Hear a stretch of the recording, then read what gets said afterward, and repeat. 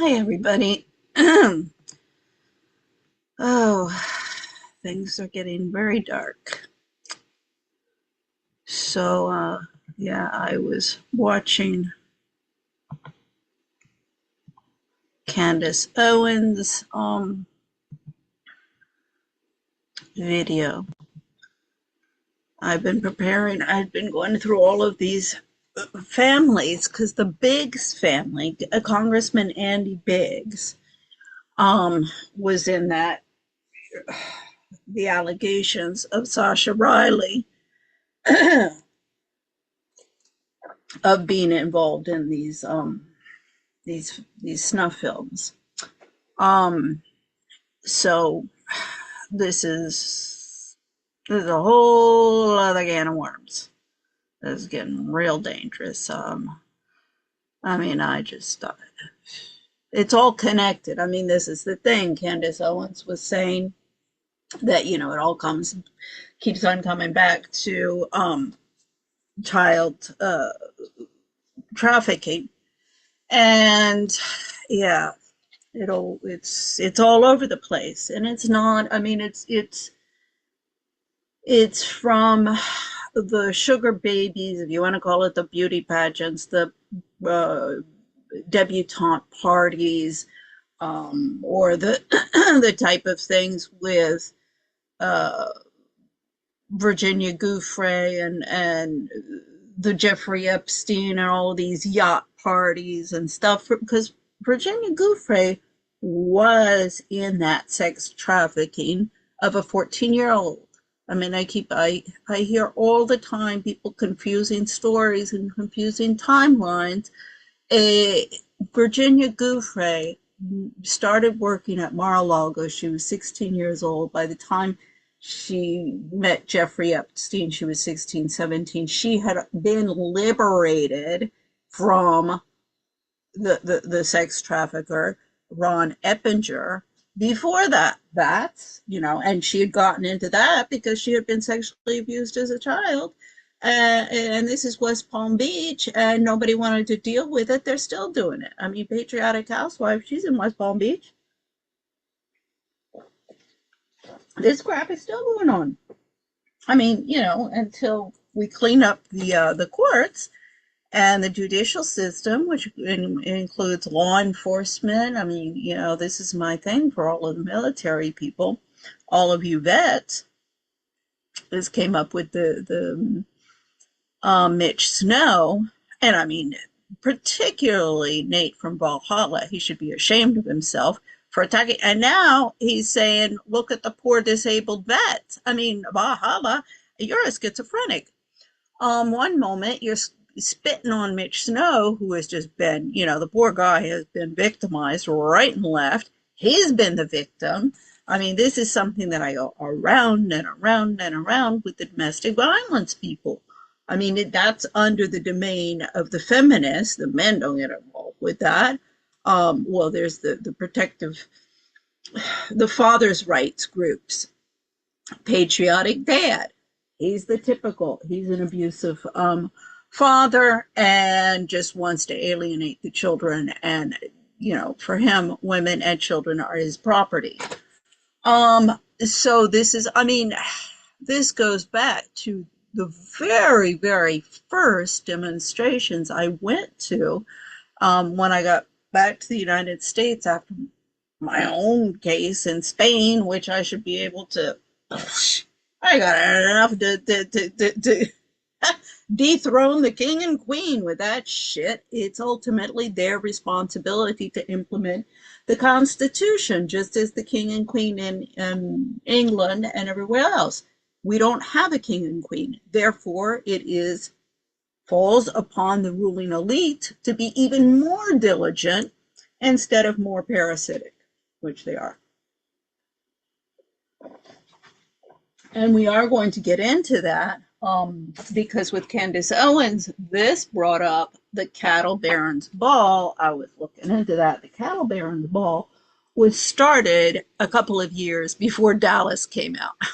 So we'll get into that. But funny thing, I said, I wonder, has Cornelia Guest, because Cornelia Guest has moved down to Dallas to be closer to LA. I laughed with that one. Anyway, was she on the invite list? No, apparently she hasn't been invited since she's been down there for a few years. So anyway, this is going to be interesting because I looked, quickly scrolled through, where it's been and who are on the boards, so this is pretty still white bread America. Yeah, one or two Latino or an Italian name in there, but it's still, Christian white bread. But it's not, I don't reckon, there was one Vanderbilt. So, I'll be going through those. That's going to take a while. Really, could use some help from some of these kids if you want to do some research. Also, my lord, if anybody wants to donate and have my ancestry.com, I mean, if somebody would help me with that, we could really go to town on it.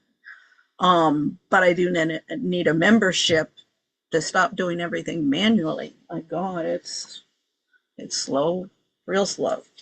And I just don't have the money. I mean, even with the holidays there, I haven't been working. I mean, the restaurant didn't even make rent this month. Yeah, so yeah, you all are money, money, money, money. I'm trying to save this country from self-destruction. So yeah, all of you podcasters, I mean, you're not much better than all of the mainstream corporate media you're spitting on. So we're going to, that'll be, I'll be going into in the future. I'd hope to start kind of the report card by now of all the podcasters and how these different factions are what are radicalizing everybody, because it's like a chess game. You have, all of the different factions are represented within the people who have been involved, just in the Charlie Kirk discussion alone. And people, you have people who are moving on. I mean, it cracks me up. Megyn Kelly and Patriot housewives, but she backtracked a little bit. But anyway, Megyn Kelly particularly. I mean, during the holidays, Christmas, Megyn Kelly did a crime scene series. The whole thing. Nothing about the Charlie Kirk assassination. Everything else. I was like, come on, Megyn Kelly. How obvious can you be? I mean, and I was like, come on, Megan, during the holidays? Some friend she is. I make sure nobody shoots and kills me on her watch. Thanks to Candace Owens. Pitbull with lipstick. This does get into the McCain camp. See, this is the thing. We're in Arizona, and I have it. This is just the Biggs family that I'm looking at here. And if the Mormons, because this is really the Mormons, and that's what we saw with TPUSA, Jerry Falwell, the Moonies, the Mormon. These are the different cults. And, we can go back. This goes back to the 50s and 60s. The Protestants said, you open the door to the Catholics, and you're really gonna damage the neighborhood. So yeah, we have all of these different. I mean, excuse me. Anybody wants to go on discussion about the Catholics? We're going to have open door on the Protestants, the Puritans. My terrain is the Puritans and the Quakers.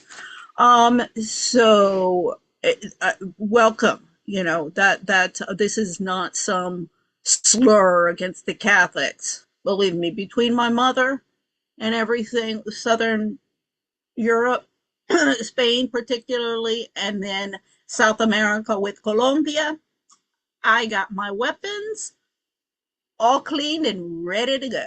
So you want to get on a platform and debate me on all of that stuff? Come on. But don't tell me I'm some stupid idiot. And just like with the, excuse me, with the whole Jewish stuff and the anti-Semites, if you have anything bad to say about Israel, well, then all of a sudden you're an anti-Semite. No, I got nothing against Jesus Christ. It's all you people who are speaking in his name that I got a problem with. So anyway, we'll go into the let's just make sure I did my sound. Yes, I did. Okay, so the Biggs family.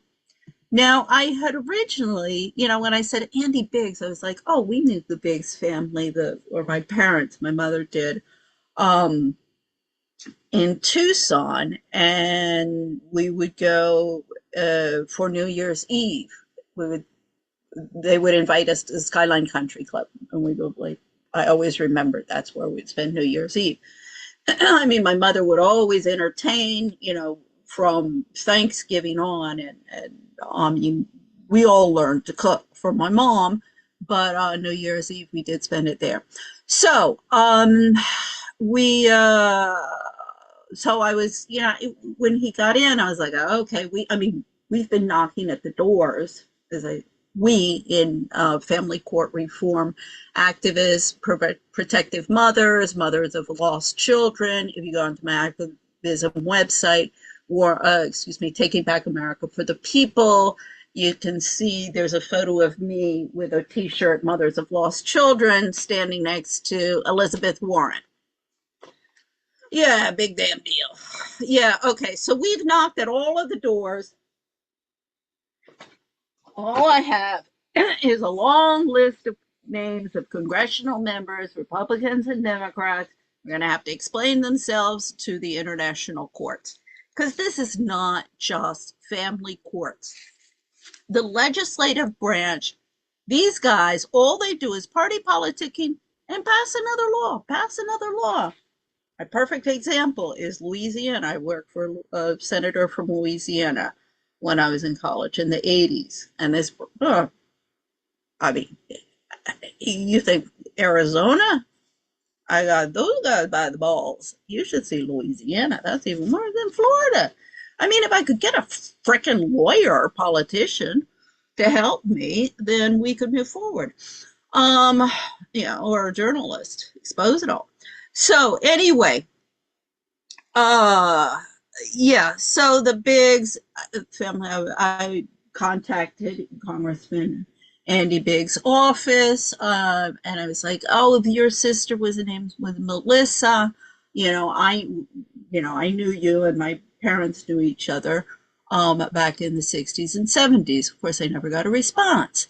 And then the whole Sascha Riley tape came out accusing Trump, Andy Biggs, and Jim Jordan of sexually assaulting him, viciously beating him to an inch of his life. The only reason they didn't kill him, and they were involved, there was a young girl there who was killed. So that is accessory. So yeah, this is real big, real big. I mean, yeah. I mean, I've been telling everybody about all of child protection services, family courts, adoption. The group. When I say gray, because these kids, whether it be what's her face at Foxcroft on the board of trustees, Vicky Threlfall, and her adopted daughter from psychologist for the State Department. I mean, Vicky Threlfall, that's all over the map, but her daughter is adopted from China. Now, is that the same thing of what Sascha Riley went through? Of course not. Of course not.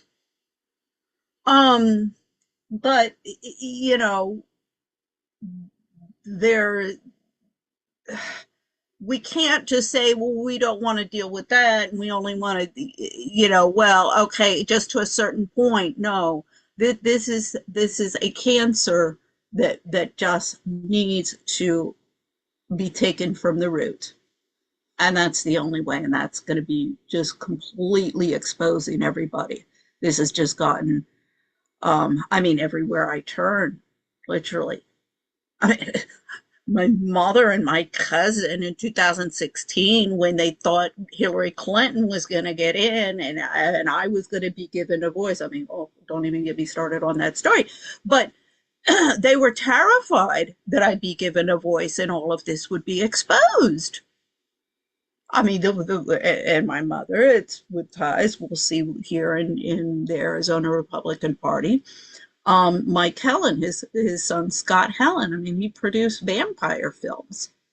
I told my siblings when I came back in 2009, and already that was starting, but it's just gotten worse and worse. I'm like, of course, you got those vampire films all over the place, Dracula, because that's all we have all over the place, these bloodsuckers, either be the men or the women.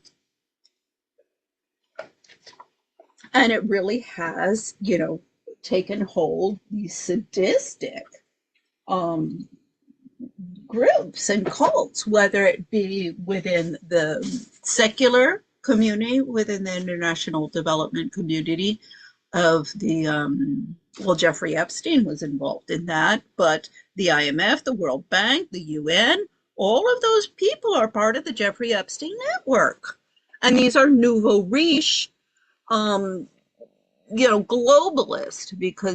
and it crosses over in the United States and throughout Europe because of the progressive immigration policies, which the conservatives, they want cheap labor. The locals, the minimum wage locals, uh, they're not as easily exploited, and they're going to bitch and scream about having their rights violated. So we oppress them, like with the Black urban poor in the United States. No, let's help bring in the drugs, the illegal drugs from south of the border, and then we get 90% of our Black urban population, male urban population, with a criminal record or in prison, so they can't get a job, and they can't vote. So, and this is not conspiracy theories. I mean, go to the new Jim Crow by Michelle Alexander. It's all explained. And that's, this has had a huge effect, corrosive effect in Arizona, because it's right at the border. Tons of money to be made. And, I had wanted, in fact, Patriotic Housewife, she contacted me. This was, I don't know, November or whatever. And I said, yeah, if you want to work together, we'll go back to, I'd like to look back to, you go back to Goldwater, because that's really, I mean, you had the Republican Party there was still, Ronald Reagan. And if Ronald Reagan had been married to a gold digging Erica Kirk, Hollywood actress, we wouldn't be here today. I mean, everybody's looking at the presidents that we've had. Nobody was looking at the first ladies. And the feminist infiltration and the minoritist infiltration and the secular and the religious institutions that are setting the norms and standards, whether that be parent teachers associations, these balls, the cattle bearing balls. I mean, yeah, you're always going to have, and it's important to have these, get your men dressed up in their penguin suits as we used to call them. I mean, okay, if they don't want to wear penguin suits and the bow ties, whatever. Although I have to say, I think, like I love the ball gowns, and let's just not be so goddamn pretentious and cover up for just atrocious behavior and think that by buying a $3,000, $10,000 dress, you're going to somehow make yourself respectable. Most probably going to make yourself look like a fool for paying that kind of money for something like that. Believe me, I mean, that's another, I mean, Ralph Lauren and the entire fashion industry, that's another. And let's not get into the restaurant industry, what they've done to food, and the industrialists there, and all of the celebrity chefs, with being in bed with the cults in Hollywood. I mean, it really, I mean, God, nobody would have ever thought, here I am saying, trying to bring out the Bible and say, you all should go out and read the Bible and listen to some morality here. Anybody who knows knows and it's never, as I keep on explaining throughout my life, it's not the Bible I've had set. Well, some of it I found has been, I'm like, wait a second, this is kind of like militant type of things. So anyway, I do have to really sit down and read it cover to cover. And then I get into the problem of there's actually a lot of versions and there's stuff that they've come out with. So that's going to be a big project. I just want to get my sons back first and get their careers moving forward and their life moving forward. I mean, this is another thing.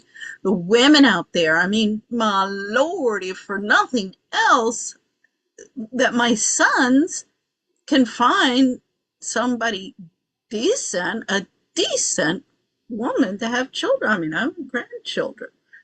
I want to be back with my sons, but I also want grandchildren. But my God, all of the women out there, I'm like, get the garlic out and get the cross out, and you keep these little witches away from them. I mean, really, the feminists are just as bad as Valley of the Dolls, Nancy Reagan, Mommy Dearest, anti-feminist, or in this case with the Bush women. And this really goes back to Barbara Bush. And she was a walker. And we'll get into that with Texas because everybody equates Bush with Texas. No, the Bushes were from Massachusetts. And it was Barbara Bush's father, the Walker family, that was really the one that needs to be so much investigated. Now with the Biggs, I did try and go, because I said, I thought, it would have been this family that I had known. And I didn't get anywhere with Congressman Biggs' office.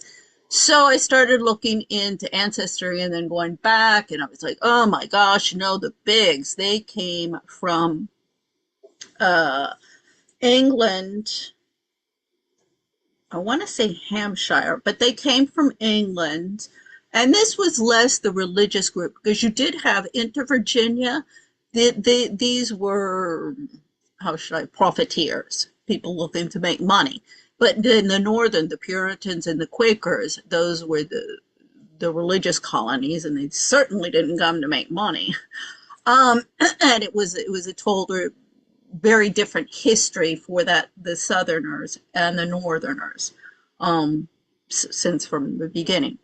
So anyway, the Biggs, they did come in through Virginia, then into the Midwest. There was Missouri, Ohio, I saw, and then you see them into Utah, and these are the ones, I guess, Utah, and then we're seeing them here because some of these Biggs, They are from Missouri as well. Oh, and there was the is that the Overton Park shooting. But that's those are the bigs that I know. Um, but not directly related, but it was Overton community. So anyway, that they when exactly they would have become with the Latter-day Saints and Mormons, I'm not sure, because there's a big community like in Gilbert, particularly from Gilbert, Arizona. So that and I mean, my God, trying to find information about the family took time. And they're all kind of very secretive, which the second that starts going on, you're like, okay, what you got to hide? And, I mean, I remember my parents, I think my parents had like two Mormon family members. The Biggs were one. I forget the name of the others. Um, I remember my siblings, they were like, yeah, and they don't even drink caffeine. Like no coffee and like not even any, I mean, mom's bad about the Coca-Cola,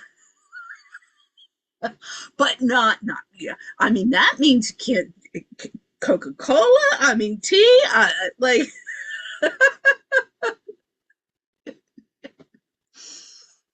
I mean, my parents didn't drink alcohol. I mean, my parents, they were teetotalers and stuff. And at the end, my poor dear father and my mom had him on all sorts of lithium. And so we were discussing, this is at the end in the nursing home. And my older sister, she did research on everything. With the Charlie Kirk assassination, I'm like, oh God, she would have known all of the different things. But she came back and she said, no, nothing. Everything else, lithium is the least of the bad. And I was like, well, I'd like to get him on marijuana. And I was like, yeah, that wouldn't happen. They were like, oh, I can see Dad smoking. Well, I was like, no, we give him some brownies. Don't tell him. But he was in the Little Sisters for the Poor, a Catholic nurse. So yeah, my siblings and I, we had a good laugh of trying to smuggle in marijuana brownies for my dad. Oh, dear dad. Yeah, see, this is also the thing. I mean, we left Tucson in '77. Oh, it came out just before my parents died. Exactly why we left in such a rush, but that's for another day. But so some people still remember, Dr. and Mrs. Wilcox, William Curtis Wilcox, and Doris Ann Wilcox. Um, a few people. Uh, and what has become of Arizona? So that's what we're going to look into with the Biggs family. Um, with this entitled, Is Congressman Andy Biggs a Christian family man or sadistic Republican and Trump loyalist? Because Trump, this is what I told everybody in 2016 and what my big concern with Trump would be. He's an egomaniac. Hillary's nowhere. I think even Hillary Clinton's worse. So, I mean, the thing is I think we missed a bullet to the head by Hillary Clinton not getting into 2016 as much as with Kamala Harris. Uh, sometimes I'm like, God, what are you doing? He moves in mysterious ways all the time. Like, couldn't we find an easier path to get there? That's why Uh, as Candace said it in her closing, she said, the roads are converging. And I was like, oh, yes, she does not realize the extent to which roads that diverged a long time ago on a lonely path in a yellow wood. If anybody knows their Robert Frost, they are coming together. It's funny because with Elizabeth April, and there was one of those, she does all of these, the Catholics and the religious people wouldn't like her because she does this remote viewing and stuff. But she said ever since, I think it was ever since 2012, and there was supposed to like be the end of the world or something, I can't remember, but ever since 2012, it the eventual convergence of different possible timelines, um you know, your ability or anybody's ability to change that trajectory, something, or make an impact is just less and less, and that it's predetermined, and whatever twisting roads that everybody has taken, it would have eventually brought us, because this is where I've always been like, well, wait a second, you guys, you talk about, predestination, that man's destiny has been predetermined and this is God's will and he already has this plan and it's going to take us to wherever it takes us. Lord help us. But then you talk about, we have God's, the man free will. So there, like, you can't have both at the same time. Either he's pulling the strings on us and telling us, like, when we go to sleep, what we're supposed to do during the day or something. I mean, sometimes I'm just like, well, I'm just going to sleep on it, and hopefully in the morning, and sometimes in the morning, I will have slept on it and I will have had the answer. So is that my mind or at that work, or is that God, or is that some, like alien in some computer room has a chip already in my mind and planting these ideas? Who knows? That's all speculation. Um, how does that all work? All of the religions talk about that stuff. So, but nobody actually gives you, like, okay, well, give me the blueprint. Explain logistically exactly how that's supposed to work scientifically. So anyway, it's all very much theoretical. So how does that work? So anyway, it says, and I do believe that, because I'm like, okay, yeah, the farther and farther we get, the closer and closer we get to two possible outcomes. We either kill each other in a nuclear holocaust and destroy the planet, and that, the thing is we've already seen with these alien technology, or the greens, the grays, however, whatever is out there, they do have the ability, and they have stopped, nuclear facilities from going off. So they can do that. So that's my hope, that if anybody got trigger happy, then it'd be like, no, we're going to shut you down. Because we have to live here too, and we're not going to let you destroy the environment. So, yeah, like, because even if we destroy human beings, there will be some reborn or whatever. I don't know, the raptures, all you religious people, you can discuss that and figure it out, because you got all the theories and all the answers and stuff. I just have questions. So anyway, let's get into the family members. So he has apparently six kids and 12 grandchildren. Now, all of the grandchildren, because they're young and, I don't have the names, we're focusing on the children. So we have the first, this is an eldest. Oh, these are for the people who criticize Candace Owens for her whole thing with Bridget McCrone of like, can you show us some pictures of them like growing up and stuff? Okay. So we have Chad, and there are more pictures even of babies, and here's one of the which would obviously have been the first baby. Um, yeah, so you've got the yeah, so the first two, you have two sons, Chad over here,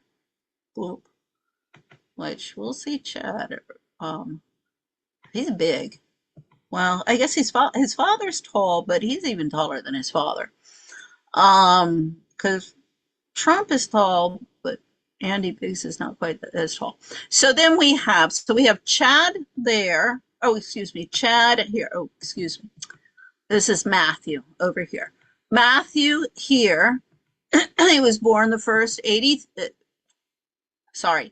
Second 85. Chad is the first in 83. Then there's Janelle in 89. So this is, basically over 85 to 2000. Oh, but then excuse me. Oh, so they married in 82. Cosette was 88, Janelle 89, Annie Nicolette Biggs Clark. Cosette is Finard,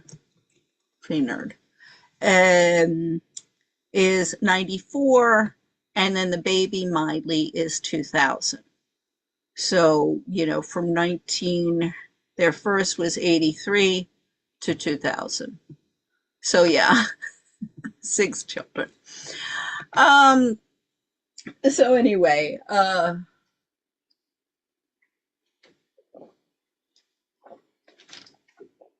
mean, technically, the youngest could be a granddaughter. So, here we have them all during the holidays. Majorly it's Christmas. You always have the Christmas photos. I mean, that's kind of obligatory. Maybe that's, you don't have much else in terms of photos of the family. So let's get into the different members. So we have the eldest, which was born in 1983. So that's a year after his parents are married. He's like military. Gosh, I have this thing, it keeps on getting in the way. So he is military. Villanova University, Greenbelt certificate in Lean Six Sigma Greenbelt. I guess that's some sort of fighting stuff. Defense Acquisition University, contract management. So let's see, DAU is a corporate university of the United States Department of Defense offering acquisition technology and logistics. So yeah, definitely military contracting. Southern Virginia University, Bachelor of Arts, Business Management and Leadership. So that's in Buena Vista, Virginia. Phoenix College, Law Enforcement. Okay, in 2008. And then Arizona Law Enforcement Academy. That was 2006 to 2007. Some of his previous jobs include at the Pacific Stimulators, let's see, Front Range Engineers, machinist at all of these different places, a service rep at United Airlines. I don't know, maybe this was when he was in high school or something.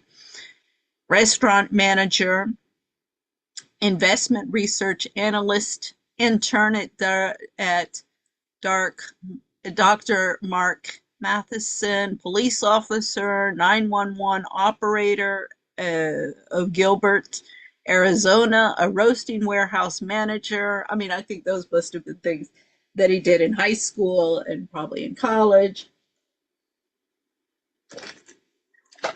For money. It doesn't seem like the Biggs are a very wealthy family. I'm sure with just like everybody else in Congress, they've made some wealth. They don't come from wealth.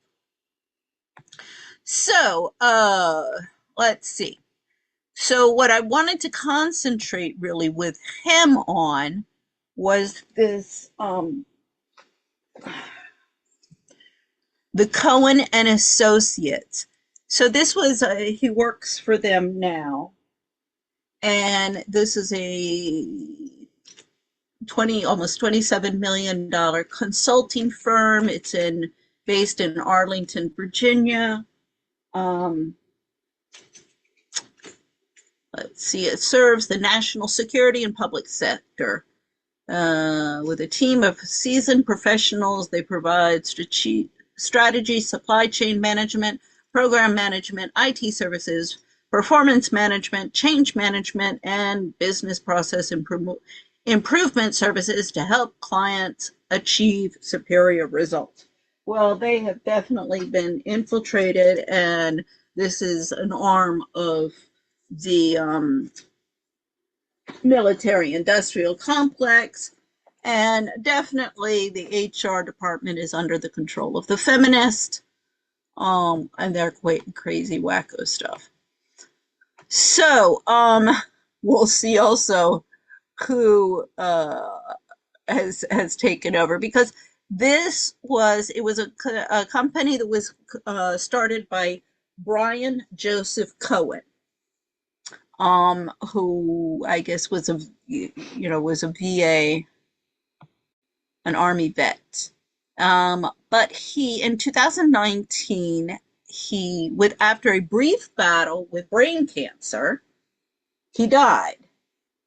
So, everybody's dying of cancer these days, particularly in the United States.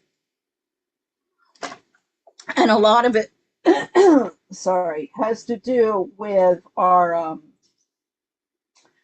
the unhealthy diet, the stress, the pollution, just the unhealthy lifestyle.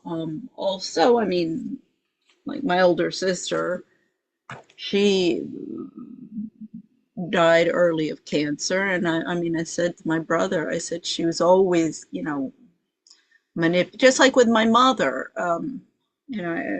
everybody, it's of epidemic proportions. Just, how am I going to, how am I going to benefit from this situation? It could either be like with the podcasters, how to make money. Everything's an angle of, how is this good for me? How is this good for me? How is this good for me? And you're seen as an idiot and really a chump if you're nice to anybody, or if you do anything for anybody without an ulterior motive. They're taking advantage of you. You're taking advantage of you. Oh my God.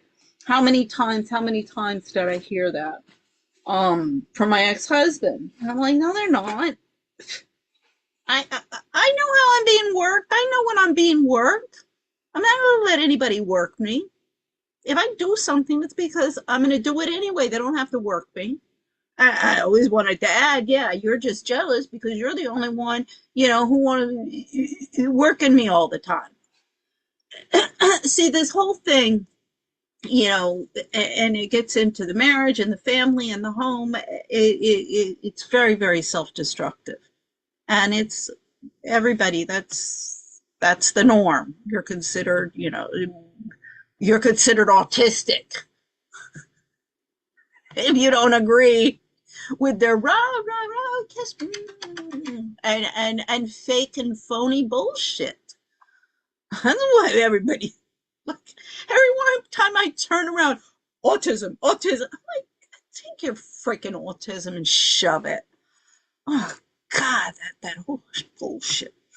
Um, so anyway, yeah, so this is, I'm like, okay, you know, maybe somebody wanted to take him out. Let's see, he is survived by his wife, da da da. As a civilian, Brian assisted in the rescue operations at the Pentagon during the 9/11 terrorist attack and was selected as a 2002 Olympic torchbearer. So the thing is the rescue operations of at the 9/11. Well, at the Pentagon, was that faked or was it not? So if it was, and he was part of the rescue operations, well, did he have to be taken out? You see where I'm going with that? I don't know. I mean, it's pretty sure that what they did with the World Trade Center, there's no way. And then I was even listening to somebody earlier today on one of the podcasts when I was working on all of my slides. And research was that like planes couldn't have flown into the Pentagon, that was like not, you wouldn't have had the cabin pressure, whatever, the pilots. So anyway, that's being questioned. So if that was fake, if this person, Brian Joseph Cohen, was involved in the rescue operation, well, maybe that's why he was taken out. Who knows? Or maybe he just got cancer and bad luck. Somebody slipped him something. Who, as I say, you don't know. I mean, excuse me, Washington, just like here on the first slide, there is something sinister in DC that petrifies me. That petrifies good men. This I haven't listened to yet. I'm gonna check that out when I finish this. So, yeah, could be. Okay, he was UVA Darden School Foundation. He was a class agent. He also served on the board of the U.S. Navy Memorial Foundation and received the U.S. Navy Supply Corps Foundation Volunteer of the Year Award, 2012. I mean, anybody who gets lots and lots and lots of awards and is on the board of foundations or belongs to them and stuff, I'm like, okay, yeah, they sold their soul a long time ago. His time in the military instilled a lifelong devotion to fitness and running. He completed 15 marathons. I mean, it was good shape. Died of cancer.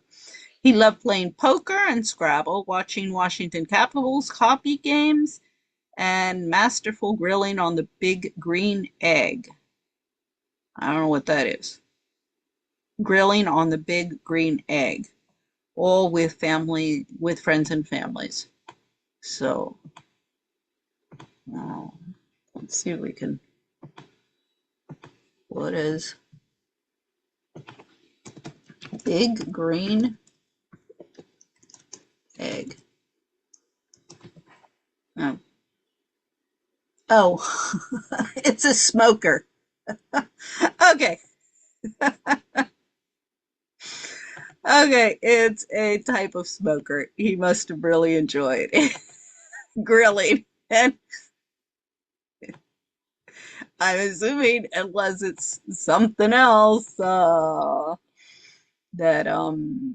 who knows? Who knows?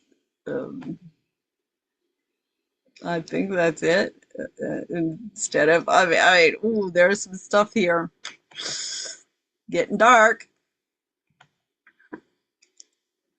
Oh, and this I had wanted to play, but I'll play it at the end of it was with one of the kids who has the theory that it's the Hollywood theory that Charlie Kirk, it was fake and that all it was fake.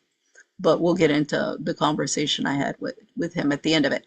So that's this Chad Biggs. He let's see. So this was the Cohen and Associate. So after the founder died, it was taken over by Tribal Tech LLC, and this is an American Indian woman-owned small business um, owner, Victoria Vasquez. Okay, providing technical assistance and consulting management services to federal, state, tribal, and corporate clients. Okay, this is kind of an Erica, sounds to me like an Erica Kirk Latina version in the Arizona network uh, of government agencies and politicians in bed with the military industrial complex, which is basically what we're looking at with TPUSA, Erica Kirk, and definitely why they wanted Charlie to come down to Phoenix instead of staying up in Chicago, because this is all related to, and this gets into the locking up of the children of the cages during the first Trump administration with Stephen Miller in there. I mean, this goes back to post World War II and everything. And as I say, back to Goldwater and a transition from a, how shall I say it, traditional conservative Christian values. I mean, one of the funny things with Goldwater is when I've read through some of his profile and him, I'm like, it's funny because there's not much I disagree with really with Goldwater. And this black man who lived in the Kilbourne house, the crazy Kilbourne house. This was during the shutdown. He was the only sane person there.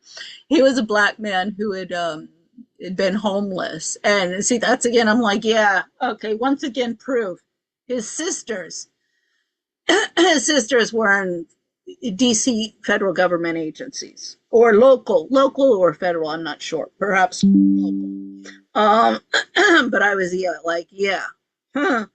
only sane person probably in his family and definitely in the house.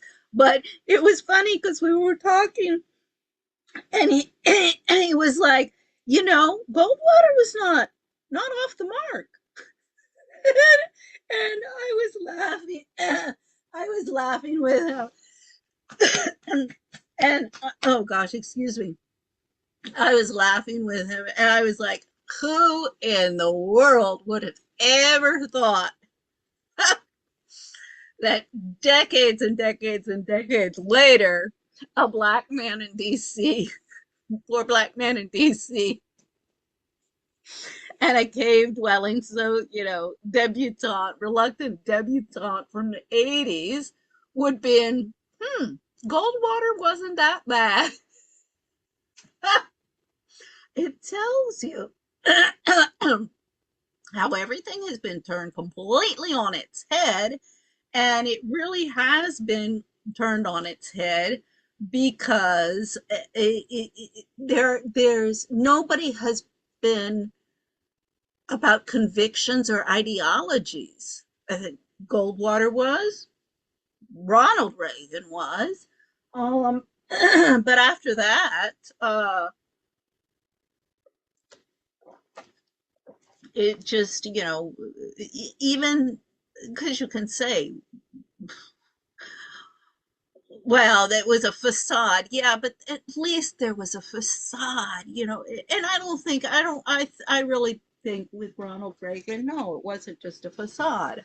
I think he was a good person. Misguided, but I think he was a good person. And I think he was one of the last few, definitely the last one. I mean, even Jimmy Carter, I'm kind of on the fence about now these days. And I used to, be a real Jimmy Carter defender. So anyway, I digress. So, this is just, and this is, As, as Bibi Netanyahu said, this is the woke Reich. We got the Latina in the woke right, because we do have the woke left, and now we do have the woke right, and they are embracing feminism.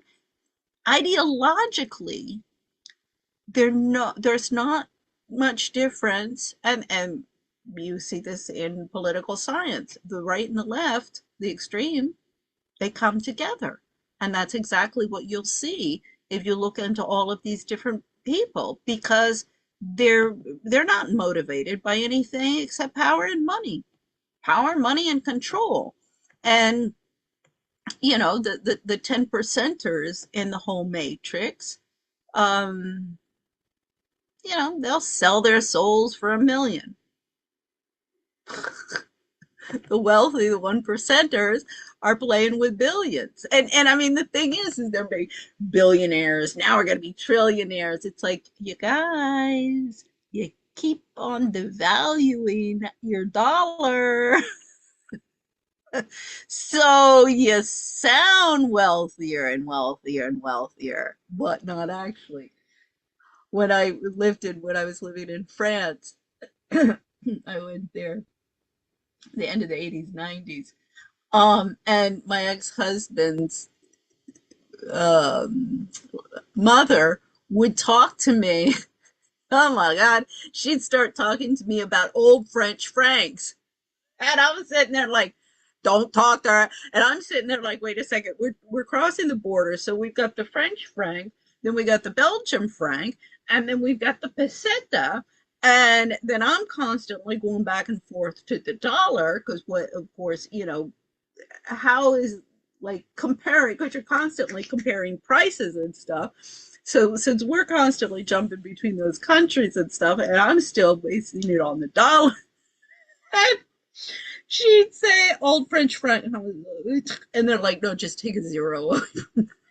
Because of course what happened in Europe, and many, many times you see this all over, it gets overvalued. Finally, what they do is, no, 100%, that's, no, just take away a couple zeros and reissue it, because it's been so overvaluated. You'll say like, oh, 100,000 lira, or 100,000 pesetas. You would think that would be a lot of money. No, no, no, no. It's like a couple of dollars. Um, so, all of you oligarchs, which think that you have all of these zeros behind in your assets. Excuse me, it thinks you makes you really, really wealthy. Yeah, well, could be taken real quick, real quick. Um, in a variety of manners. And the courts, believe me, the courts have been doing nothing but transference of wealth for the past 40 years, if not more. Since the feminists and the minorities have taken over, that's all they're doing. And that transference of wealth can be reversed real quick, quicker than you could even believe. The Alex Jones 1.4 billion. I keep on telling you, podcasters, you better be worried about that. I mean, everybody should be worried about that one, but particularly the podcasters who are constant. I mean, this is one of the things I've sent y'all. How many emails, and all you talk about is cashing in and cashing in. Okay, so we had this Vasquez woman, and then who was taken in, and so of course she's Indian American woman known, so she's not only Latina, she's American Indian. So she has both of those things, and American. She is a former American Indian Woman of the Year. I mean, this is like totally. It's like, what are you doing with the Republicans? You're a Democrat, but no. See, it's the woke right. Um, She also a recipient of the California State University promoting literacy, healthcare, child safety, after school enrichment, and education. Oh, anybody who is involved with child's rights, they're involved in child trafficking. Just, I mean, that's the nature of the industry now. And all of the entire nonprofits, all of them are involved. All they care about is laundering money for their donors and producing jobs for all of the PhDs and overinflated egos that all of the universities are producing. It's all just about producing jobs and laundering money for the wealthy so they can ease their conscience and also oppress, because this is the way that they maintain. They go, oh, look how generous we are, look how generous we are. And then they always have somebody who says, oh, thank you for being so generous, look at all this money you gave me. And that's, it's a vicious cycle. So then the other place that he worked was this Triumph Enterprises that was founded in 2005 by Timothy Reardon, which has risen to meet the federal government's growing need for mission-critical cybersecurity business. The growing need, I stress, business intelligence, data analytics and visualization, IT service management, additive manufacturing. I don't know what additive manufacturing is. Program and acquisition management expertise. We are an ISO certified, whatever that is. Oh, service disabled veteran owned small business. So again, see, there's all of these. When I started looking for funding for global expats when I got back to the States, everybody told me, well, you're a minority. You'll have favoritism in finding funding for your project. You're a minority. I said, what are you talking about? I'm a minority. They said, you're a woman. I said, women are 50% of the population. How are we a minority? I couldn't figure that one out. But no, within the affirmative action matrix, we were considered a minority. However, it didn't do me any good.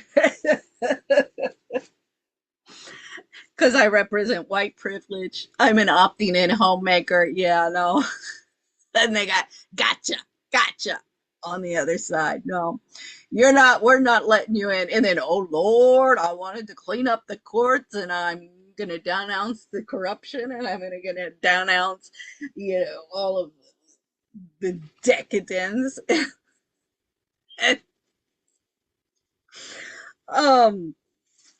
Yeah, they weren't going to let me back into their little club. See, it's all a club, but the problem is it is a club, but you're under RICO. We're gonna come after you under protection rackets and organized crime. That's what you are.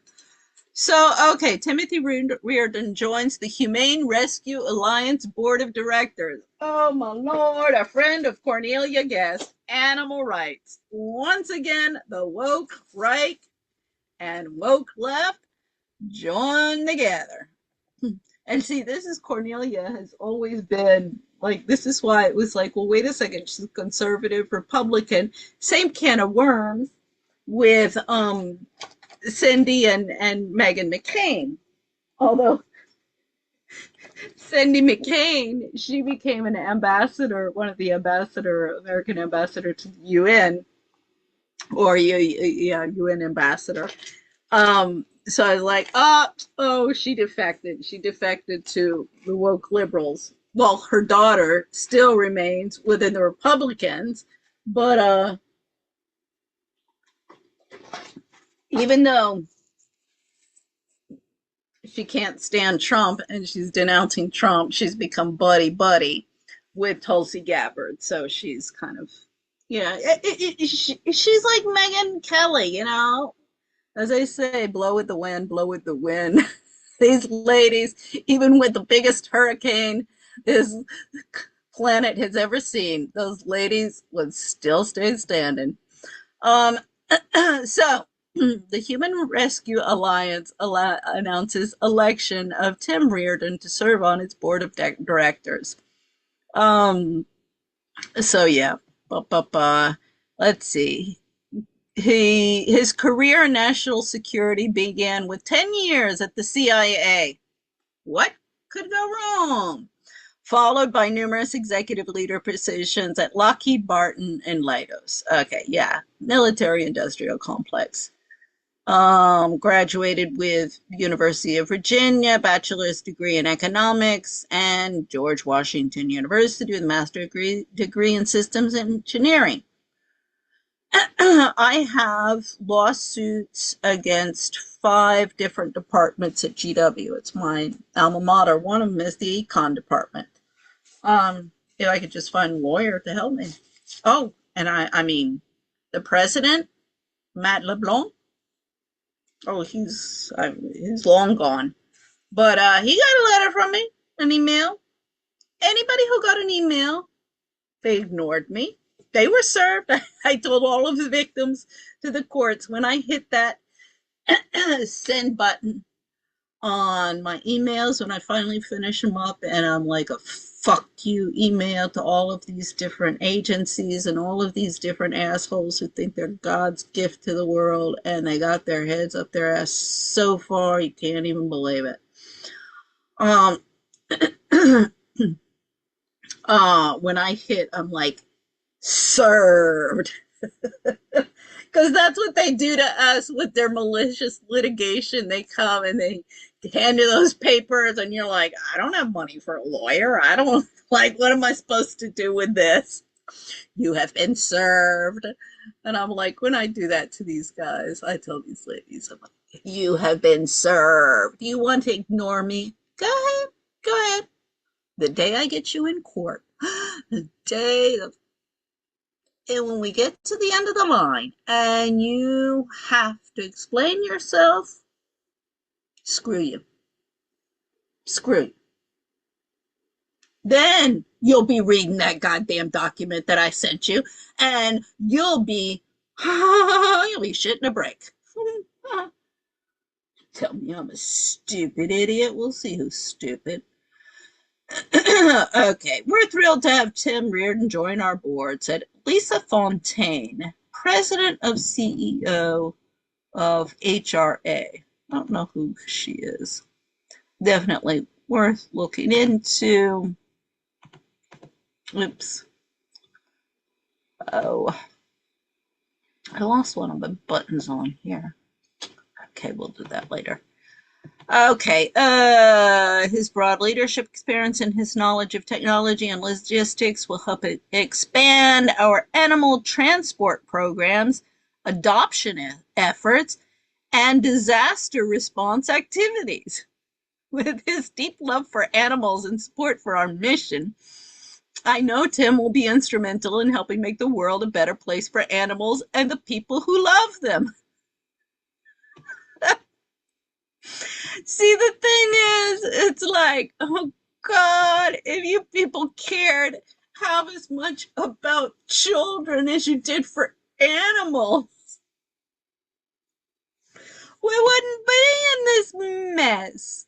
I mean, oh, you know, Cornelia with her, I'd rather go naked. I mean, just, and I asked her, I mean, you know, I contacted her in 2010. This is the same with Ingrid Betancourt and Astrid Betancourt. They would be multi-million billionaires today instead of, I'm going to see them in court. But, you know, I was like, well, Cornelia, but would you be interested in serving on the board? No, not interested. And then a year later, I see her on the cover of throwing away her furs. I'd rather go naked, and promoting animal rights in this country. I'm like, oh, Lordy Lord, little girl. Whatever. Whatever. Teal Kennedy, her PR lady, get them both a prison cell next to Ghislaine Maxwell. I mean, come on. Okay. So then we get, so that's the first child. So the first child's a gung ho, military industrial complex. We're gonna nuke this entire planet and destroy everyone and everything on it. Now the second son, Matthew Aaron Biggs. So I come across this. He's the eldest there over here. He's the tallest there with his, he's got this long blonde hair or something. So already, and I'm not sure who this. This definitely is Chad's wife. This Janelle, yeah. So Janelle's married. Anita, and even Miley's married now. So, and these two are married. This is Cosette and her husband. This would be Nicolette, Annie and her husband, Tyler. And this is Janelle and her husband. Miley, she's by herself here. She just got married. These two, as I say, are married. I'm not sure what his wife's name is. Now, and I'm not sure who this woman is. So, but that, in the way that the photo is, she would be with him. So I don't know if she's just a friend or what's going on there. So, now we get to, so yes, we can tell he is, so he's, lives in Brooklyn in New York, went to the, let's see, education, Parsons School of Design. First, he went to Brigham Young University in Provo, Utah, Bachelor of Arts, Japanese Language and Literature. So, and I think he went to Japan. So he had he worked for just a year, 2015, this Mayette, that's pretty, traditional fashion house or fashion design, if you will. Then this Jim O'Lee, this is already getting kind of like funky stuff. I mean, I'm like, you guys, all of you, this is just a waste of money, waste of resources for a bunch of artsy fartsy people and all of these, excuse me, weirdos. Everybody has a right to be different. It's not that, but excuse me, you don't have the right to concentrate wealth into your hands. And while we have children's rights who are being violated, we don't have enough money for schools. We don't have enough money for basics. The country's destroying themselves. So you can express yourself in this funky art world. Well, no, sorry. You go ahead and do whatever you want to do, but you shouldn't be getting all of this concentration from scholarships and foundations with all of these billionaires who want to ease their conscience and give you all of these monies or buy this weird art that you're producing. Or these clothes. I mean, you ever go to a fashion, one of these, high-end fashion people? They're crazy. Can't wear that stuff. I mean, I love fashion, and in fact, I want to get back into that. That's part of Global Expat. Stop exploiting the people. People need clothes to wear, but let's bring some sanity onto the entire thing. So then he's an assistant fashion designer at this Puppets and Puppet since 2021. and he was a fashion designer at Landlord from 2016 to 2021. So I'm not sure what this puppets and puppet stuff is. Let's take a look at that.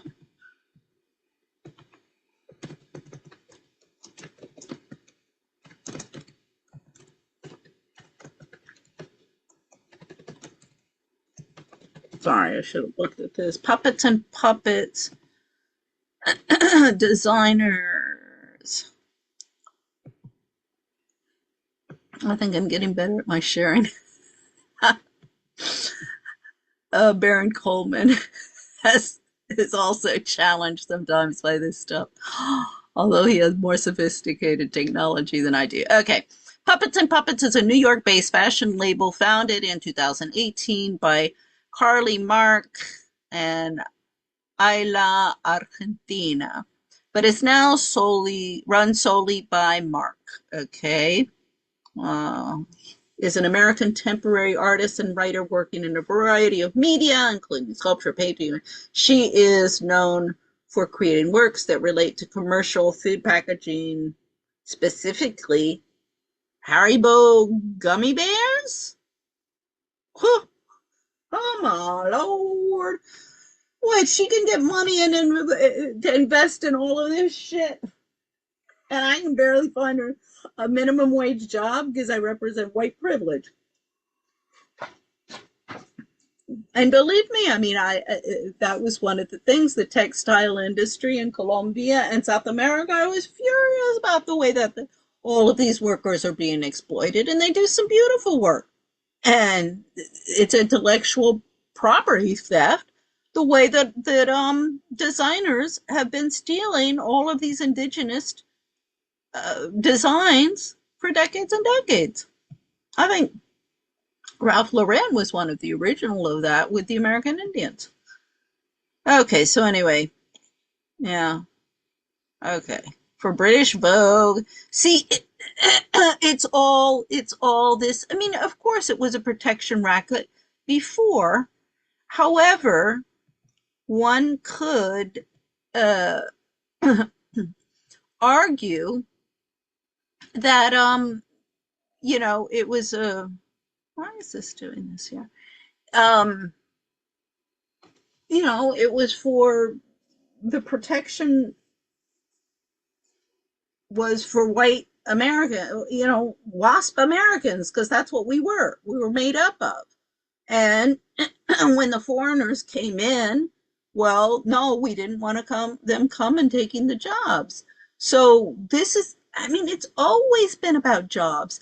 All of the problems of the immigration is about jobs and allocation of resources, and it's been like that since time began. That's where you get the friction. And the rest is just rhetoric and smokes and mirrors to try and deviate everybody's attention away from the infighting of the people that is created by exploitation from those who want to concentrate wealth into their hands. And the game does not change. It's just the names in there that are changing. I mean, when I read Machiavelli when I was at Foxcroft, I was like, yeah, this is how the world works. Now, unfortunately, I'm sure my sons, because I never wanted my sons growing up realizing how horrible this world is. And I'm sure their father has, more than convinced them that, yeah, my siblings pull this shit with me. Everybody in Washington pulls this shit with me. That, no, I'm living in a shit house, I can barely keep a roof over my head, is because I just got to get with the picture and I'm not, I got to play by their rules. I'm like, I am playing by your rules. But guess what? This destroy and be destroyed, y'all have made a big, big mistake in thinking that I'm some stupid bimbo. Really. That's what with Nicole King in Spain was, this goes back to April. you know, when I was like, what happened with the Kennedy campaign? I said that to a whole bunch of journalists on LinkedIn. They just ignored me. And she was just like, oh, you know, because I was like, you guys, you left me holding the booty. You told me, screw you, you missed the boat. I'm like, well, you got on a boat you got on is a Titanic and you left me with the booty. And she's like, well, no, you know, like, we're what, mob rule. We're more voices there than you, therefore we win. I'm like, yeah, but see, I have the written law on my side. See, this is, it doesn't matter if it's Nicole King and Marbella. Same can of worms with Marianne Seigart in England, celebrity journalist. I mean, that lady is going to have more than just egg on her face by the time I finish with her. Candace Owens. I mean, I really like Candace. But again, I contacted Candace in, this again was around April or so, and this is when I came in with Charlie Kirk and her with standing up to the feminist. I was like, thank you, Lord, thank you, Lord. But again, with Candace, it gets into tripping the prom queen and Candace wanting to be the center of attention. Just like everybody else, it doesn't, you know, Cornelia, Ingrid Betancourt, Barbara Stone, who submitted our grievances to the International Criminal Court. I mean, it doesn't matter who it is. And this is, I keep on telling all the ladies, I said, look, you know, you're always bitching about patriarchy. The only thing that you're demonstrating is that women can't work together. And that's why we end up with patriarchies. So, you know, tough shit for you. So anyway, here we have the meat landlord, the men's label inside a military uniform factory. I won't read the whole article, but it's in there. But I thought this was, oh my Lord. This reminds me, oh, Chanel. I'm pretty sure it was Chanel. I could be wrong on this, but it is this was the fashion designer who made the military uniforms for the Nazis. Pretty sure that was Chanel, and that's how they got started. So history repeats itself. Just change the names, and at this time it's the Japanese. So for his first New York Fashion Week men's collection, Japanese designer, I'm not going to, Kawanishi merged Isa Gensken with military uniforms. So I don't know what this Isa, that must be some sort of a, like, I don't know, not religious, but kind of like a karma type of thing. I'll have to like, okay, so he merged this Isa stuff with military uniforms. Okay, and the article is by Amelia Petrarca. See, where have all the Jones and Smiths gone? And the Wilcoxes. Okay, tucked away in the maze of warehouses in New York Sunset Park is a clothing factory called Fashion Queen Management. On a normal day there, an army of seamstresses will produce military uniforms and bulletproof vests, a far cry from Fashion Queens, but since September 2015, a new set of hands have taken up shop in the back, a small menswear label called Landlords. Okay, 6 years ago, when he was given the keys to the family business, this is Daniel Kwong, 32. My father's been in manufacturing in New York since I was born in the late 1980s in Chinatown. Wong said that the week before his first presentation at New York Fashion Week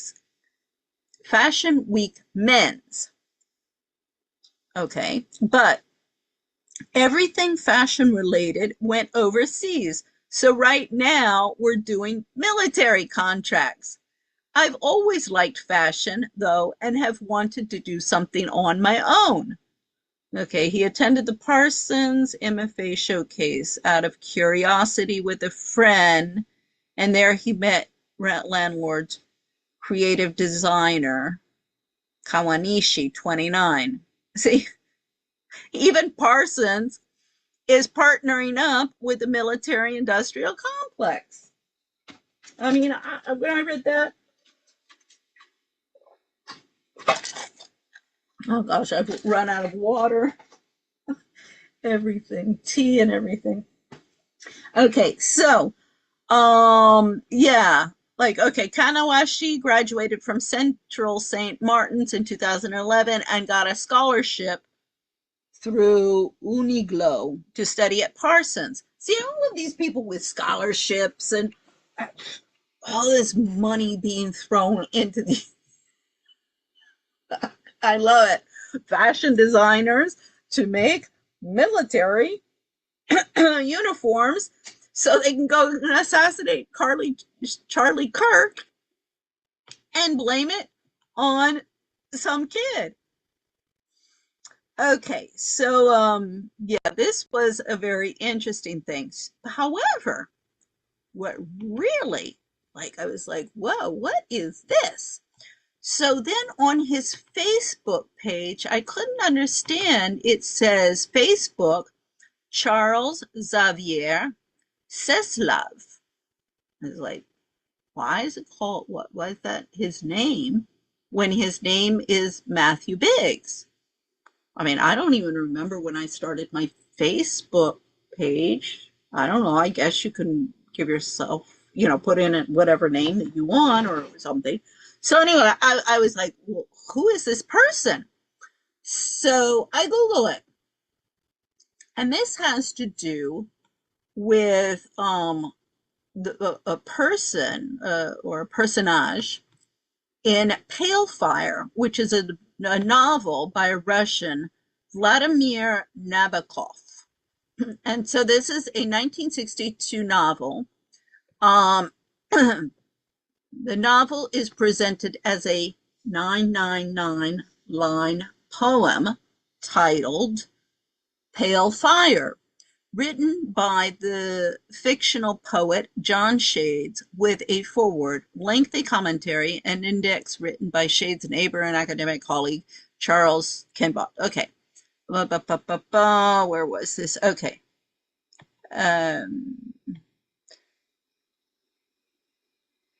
And he wrote it after the success of Lolita. Pale Fire's unusual structure has attracted much attention and is often cited as an important example of metafiction.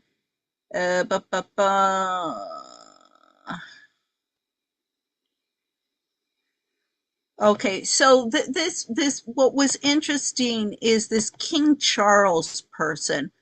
This is all like the satanic. It always gets into the occult, but this King Charles the second is supposed to be this, the Charles Xavier Sevlav in Pale Fire.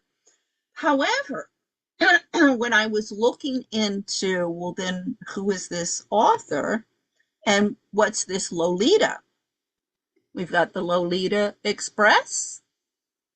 Remember that name? So what's this Lolita? Maybe this is where Lolita Express came from. So Lolita is a 1955 novel written by Russian and American novelist, Russian-American, Nabokov. The protagonist and narrator is a French literature professor who moves to New England and writes under the pseudonym Humbert. He details his obsession and victimization of a 12-year-old girl, Dolores Hayes, whom he describes as a nymphette. Humbert kidnaps and sexually abuses Dolores after becoming her stepfather. Privately, he calls her Lolita, the Spanish diminutive for Dolores. The novel was written in English, but fears of censorship in the US, where Nabokov lived, and Britain led to it being first published in Paris, France in 1955 by Olympia Press. So that's here. Okay, so, but the thing is also, this whole thing, I mean, this is, and when I read the memoirs of Virginia Giuffre, the ones that she wrote in around 2012 or so, um, I was like, oh my God, this is like My Fair Lady. The whole, that is a story that is repeated and repeated. Um, this Nymphette and My Fair Lady, what is that? That's it actually comes from, oh, that's a Greek.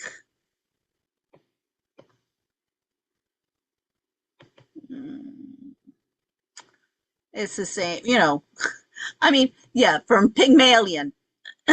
Bernard Shaw's Pygmalion. And I mean, My Fair Lady, and I love the movie. I really do.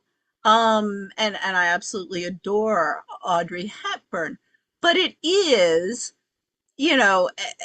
of course, even Audrey Hepburn at first, she's like, why are you making me undress and washing and all of that stuff?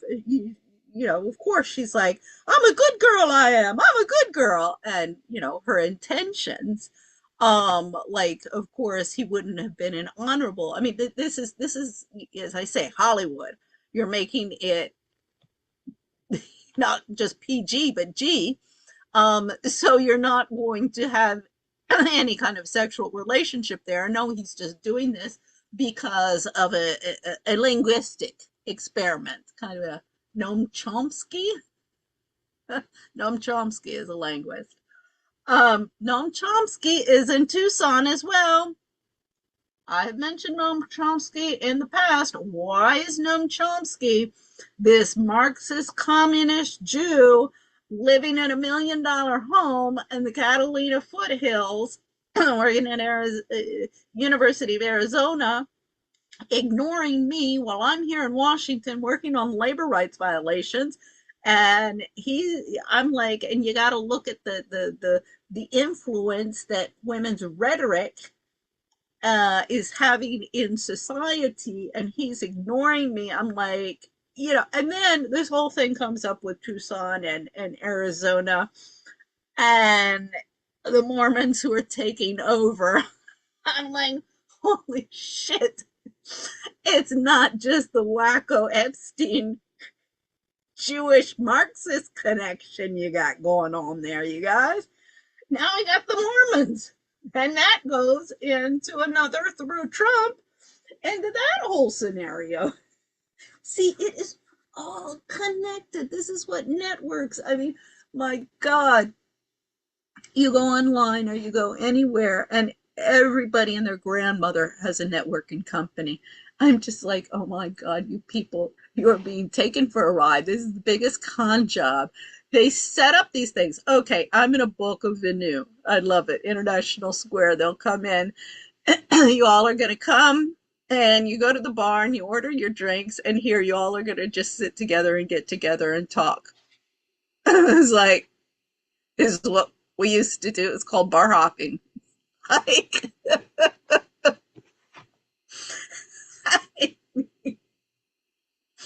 I'm like, I mean, it's like you guys actually pay somebody to put this together. Oh yeah, yeah, no, too funny. So anyway, and it just is epidemic proportions in Washington, and I mean, this is just the tip of the iceberg. So yeah, we know where Lolita comes from now. So that was, an interesting turn, particularly given his father, the allegations against his father. So yeah, and these are just the two eldest sons.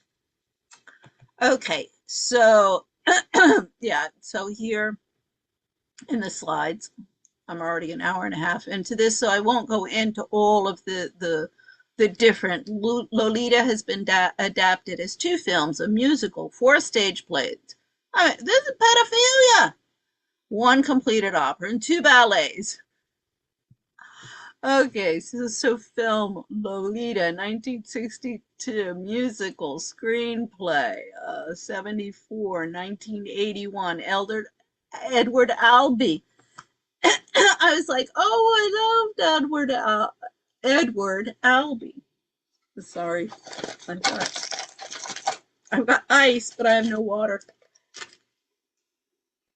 I might, I don't have. So, okay, then you had an opera and a film, and it goes on. I'm in a ballet and an opera.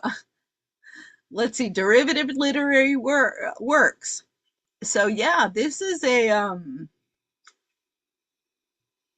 theme that has been repeated and re-repeated. Oh, here's Steve Martin, Lolita at 50, included in his collection Pure Drivel of 1999, which is a gently humorous look at how Dolores Hayes's life might have turned out. She has gone through many husbands.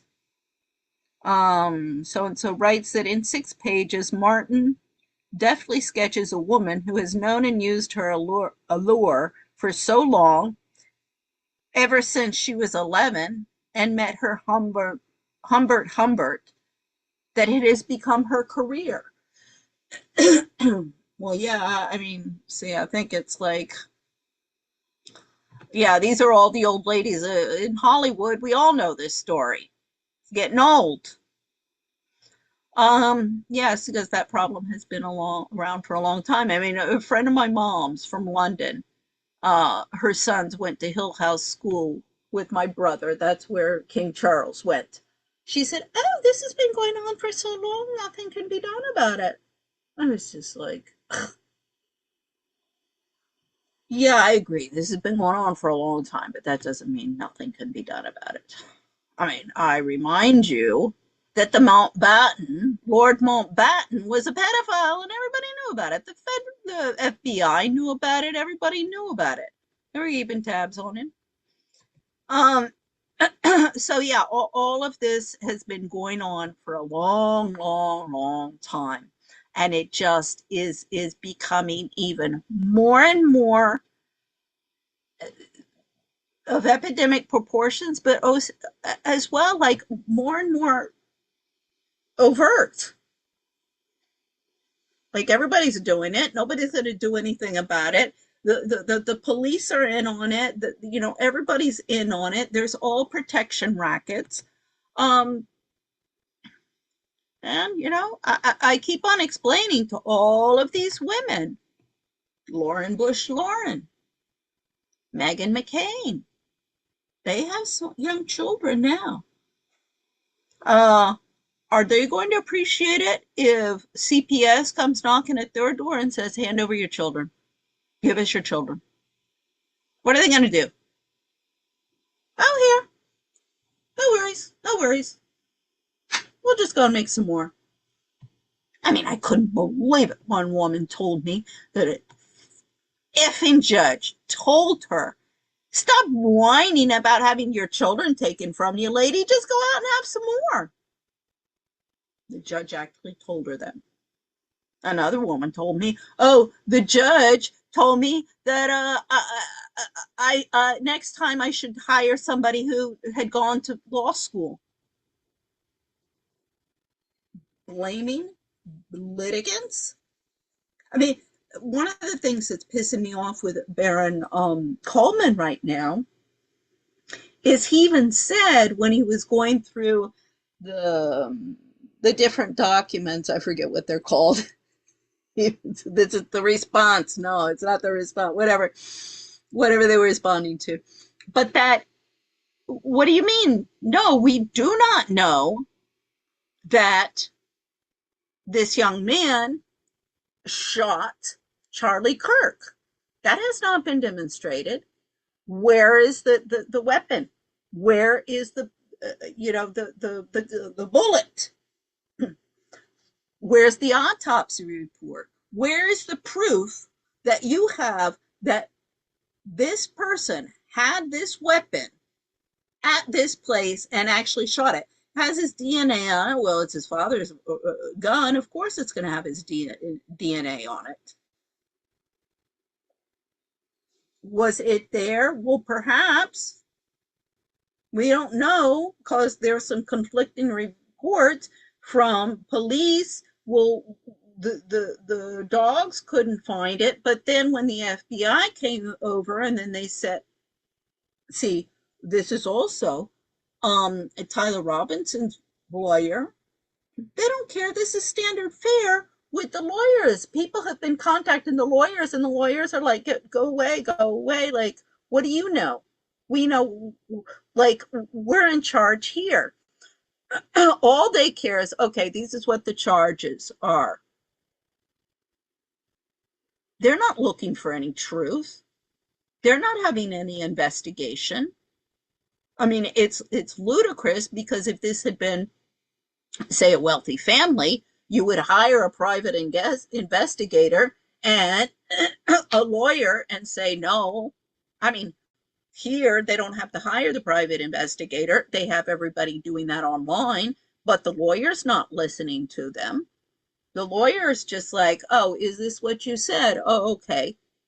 Well, here, we'll just push the paperwork.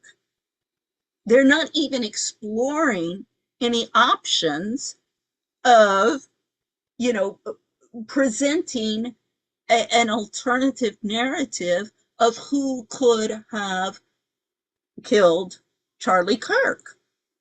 So, of course, if you're not even going to explore that other option, when you have either a judge or a jury, they're going to be biased from well, wait a second, they're not even questioning if this was the gun that was fired and they killed him.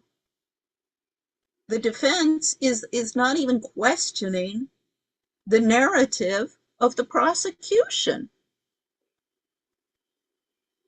I mean, obviously, that's not a defense. I mean, if you tell somebody, just, somebody's going to come over there and punch you, like they did to Sascha Riley. Now you got to sit there and let them punch you. And you can't defend yourself. Otherwise, we're going to kill you. I mean, literally. That's what they did to Sascha Riley when I mean, the story from him is that Trump was beating him up and sexually molesting him, and then Trump said, "Give it to me," and he took a baseball bat, put it where the sun don't shine, and kicked and really hurt Trump. And that's when Andy Biggs came in and was going to beat the living shit out of him. But his father, Sascha Riley's adopted father, wouldn't let Andy Biggs kill the boy. And Andy Biggs was angry. He said, "You said I could do it." They had already killed the young woman, shot her in the head, and dragged her out for the whole thing in making their snuff film. I mean, this is really, really, really serious allegations, you people. So, what's going on in his family, this needs to be looked into.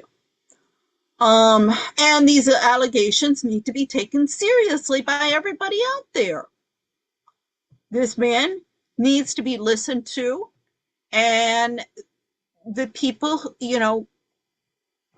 journalists and people within, this is going to get to the point of taking up arms. Because either you are fighting to protect women and children, or you are fighting to protect the pedophiles and the rapists and the satanic people who have been taking over. I mean, that's where we are. And it really is not you know, Muslims against Christians, Jews against Christians, or Muslim, you know, the divide is not by religious, it is by good and evil and right and wrong. That's where we are. And it's time to decide. Okay, so then we get to the third child, who is Cosette Biggs Feinard. She definitely had an obesity problem. Now, one of the things that we did find, what the research found, was it was somebody who, a long time ago, 60s and 70s or so, he was doing an experiment, and this was in some university or in California, of like weight loss. But what he found, the people were losing the weight, but then they were gaining it back. But what he found in the whole thing that really interested him was that most of the people coming to him, or almost all of the people, had been sexually abused as children. And so also this got into why they were putting the weight back on, because in some way it made them unattractive. And of course, they were feeling guilty that they had done something, and this gets into the whole Freudian Oedipus complex, that they had done something to, you know, make the person sexually attracted to them, because this is, of course, what is put into their heads. So that was, you did see an obesity problem with victims of sexual abuse. And a lot of times, I mean, this is usually when it happens with children, it is most of the time they know the perpetrator, either someone within their family, immediate or extended family, or someone within the community. So, you know, was she sexually abused as a child? I'm not sure. But she died of cancer. Now, I don't know how long. You really see nothing. There's not even an obituary for her. There's just an announcement from her father that she died of cancer. That's it. That's it. So we really have don't know anything other than that. She had 3 children, 37 years old. So 3 children. And she did have 2 Facebook pages. So there was one that was started in June 2007. And this is where she has, you know, her family. They're all dressed in white, her husband and her 3 children, 3 daughters. But here she has another Facebook page, which she started in September 2023. And it had very few postings. You know, it just had these 2 postings of September 30, 2023.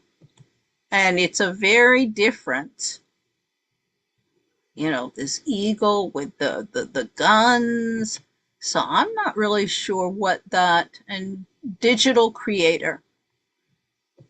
So, and then her friends, there's some, I mean, Janelle Sunshine Biggs. I don't know why she puts their Sunshine. Then there's a Becky Biggs, Ingram. So those are obviously family members. So I'm not positive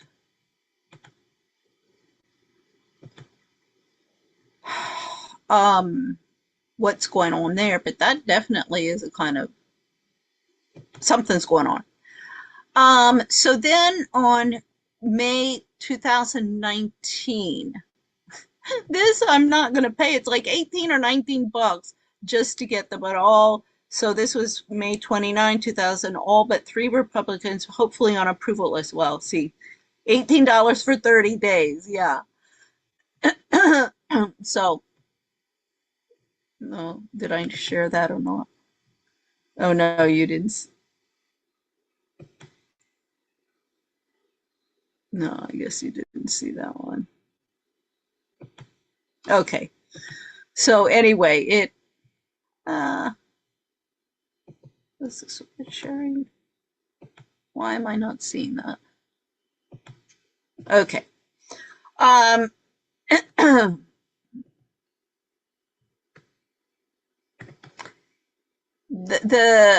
okay, so Lake Havasu, that is the Mojave Board of Supervisor. Now, back in, it was the Deep State 28, there's this thing about Starkey Farmstead. She had done,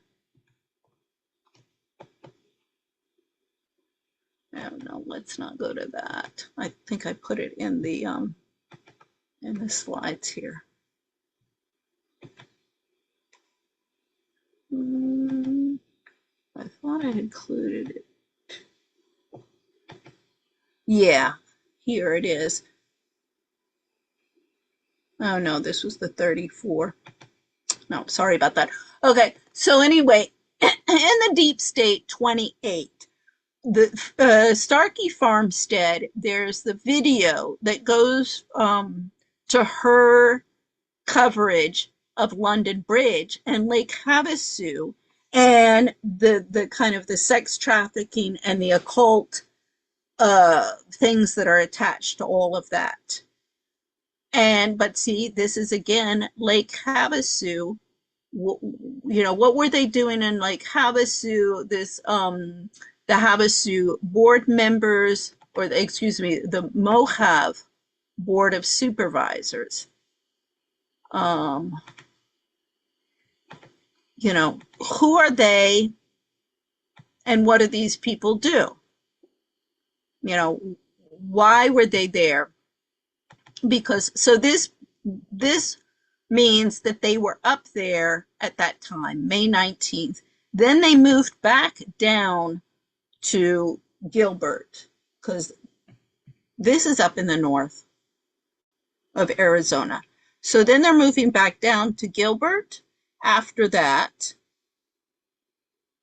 And, you know, she has the kids and then she dies. Now, her husband, what was interesting, now one of the people on her Facebook page, it's a friend of hers, is Terrell Farnsworth. And he, on his Facebook page, he has this symbol, Arivaca. Now, Arivaca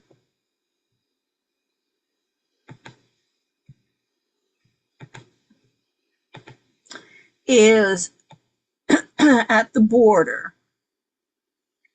But what's so border issues? Part of a travel corridor for asylum seekers and migrants. Arivaca is at one end of Project 28, the test of SBI Net, which was the Secure Border Initiative Network, was a program initiated in 2006 for a new integrated system of personnel, infrastructure, technology, and rapid response to secure the northern and southern land borders of the United States. It was part of Secure. So, okay. So remember Mitch Snow and what he was involved in and how he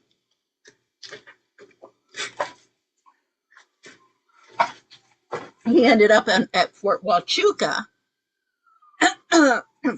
because of things like this. And I think what he was involved with was before 2006 and would have maybe been a precursor. But see, this has been going on all the time.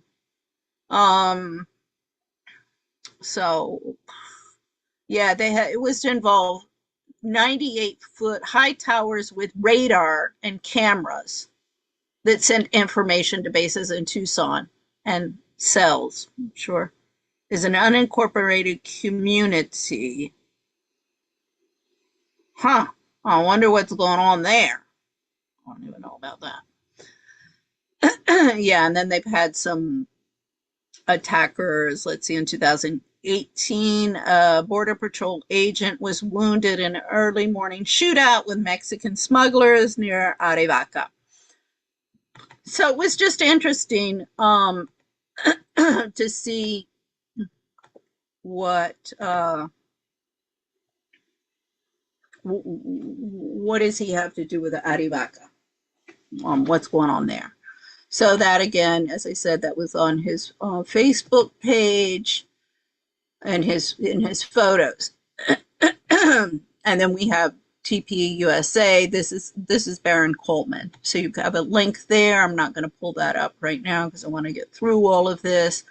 And then so Cosette's husband. So she dies, and this is just about the time that he becomes the new chancellor of Dracul. I mean, I was like, what? He's nominated the chancellor of Dracul. Yep. Okay, let's see. This is like Dracula. Okay, and here we have the news channel of Dracul. And here, let's see, swearing in new members of parliament. Huh? So here we go. In the best interest of the people. To act in the best interest of the people. And to discharge my duties with diligence, wisdom, and justice. Okay, let's see where we get to. Okay, this is the best interest of the people. Here we go. We're here February 3rd, 25 at 5:57 p.m. with Patrick Finner to confirm his oath as part of Parliament for North Dracul. Please raise your right hand and repeat after me. I, and state your name, do solemnly swear. I, Patrick Finner, solemnly swear that I will faithfully serve the Commonwealth of Dracul. I will faithfully serve Commonwealth of Dracul with honor, integrity, and unwavering loyalty. With honor, integrity, and unwavering loyalty. I pledge to uphold and defend the Constitution. I pledge to uphold the Constitution and the laws of the Commonwealth. And the laws of the Commonwealth. To act in the best interest of our people. To act in the best of our people. Oh, he sounds a little like drugged or something. I don't know. But anyway, I was like, my goodness, what is going on there? So yeah, it's a thing. And let's see. Oh, I think that's on the next page. Yes, so here's the royal family of Dracul.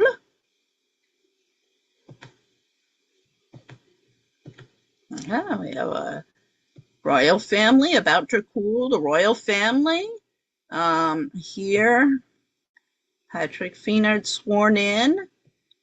Human trafficking operation uncovered near Prince's residence in Dracul.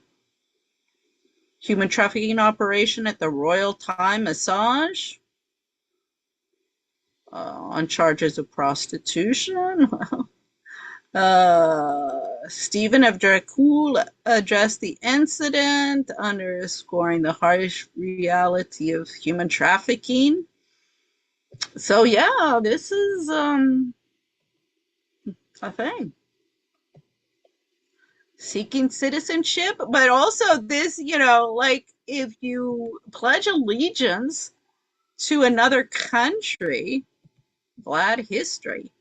So Vlad, the second of four brothers, was probably born in 1431 in Transylvania, part of Romania. So this gets into the Roma people as well. Yeah, but if you pledge allegiance to another country, you basically give up your citizenship rights. I mean, this is like real. I'm like, and the thing is I remember I came across this thing.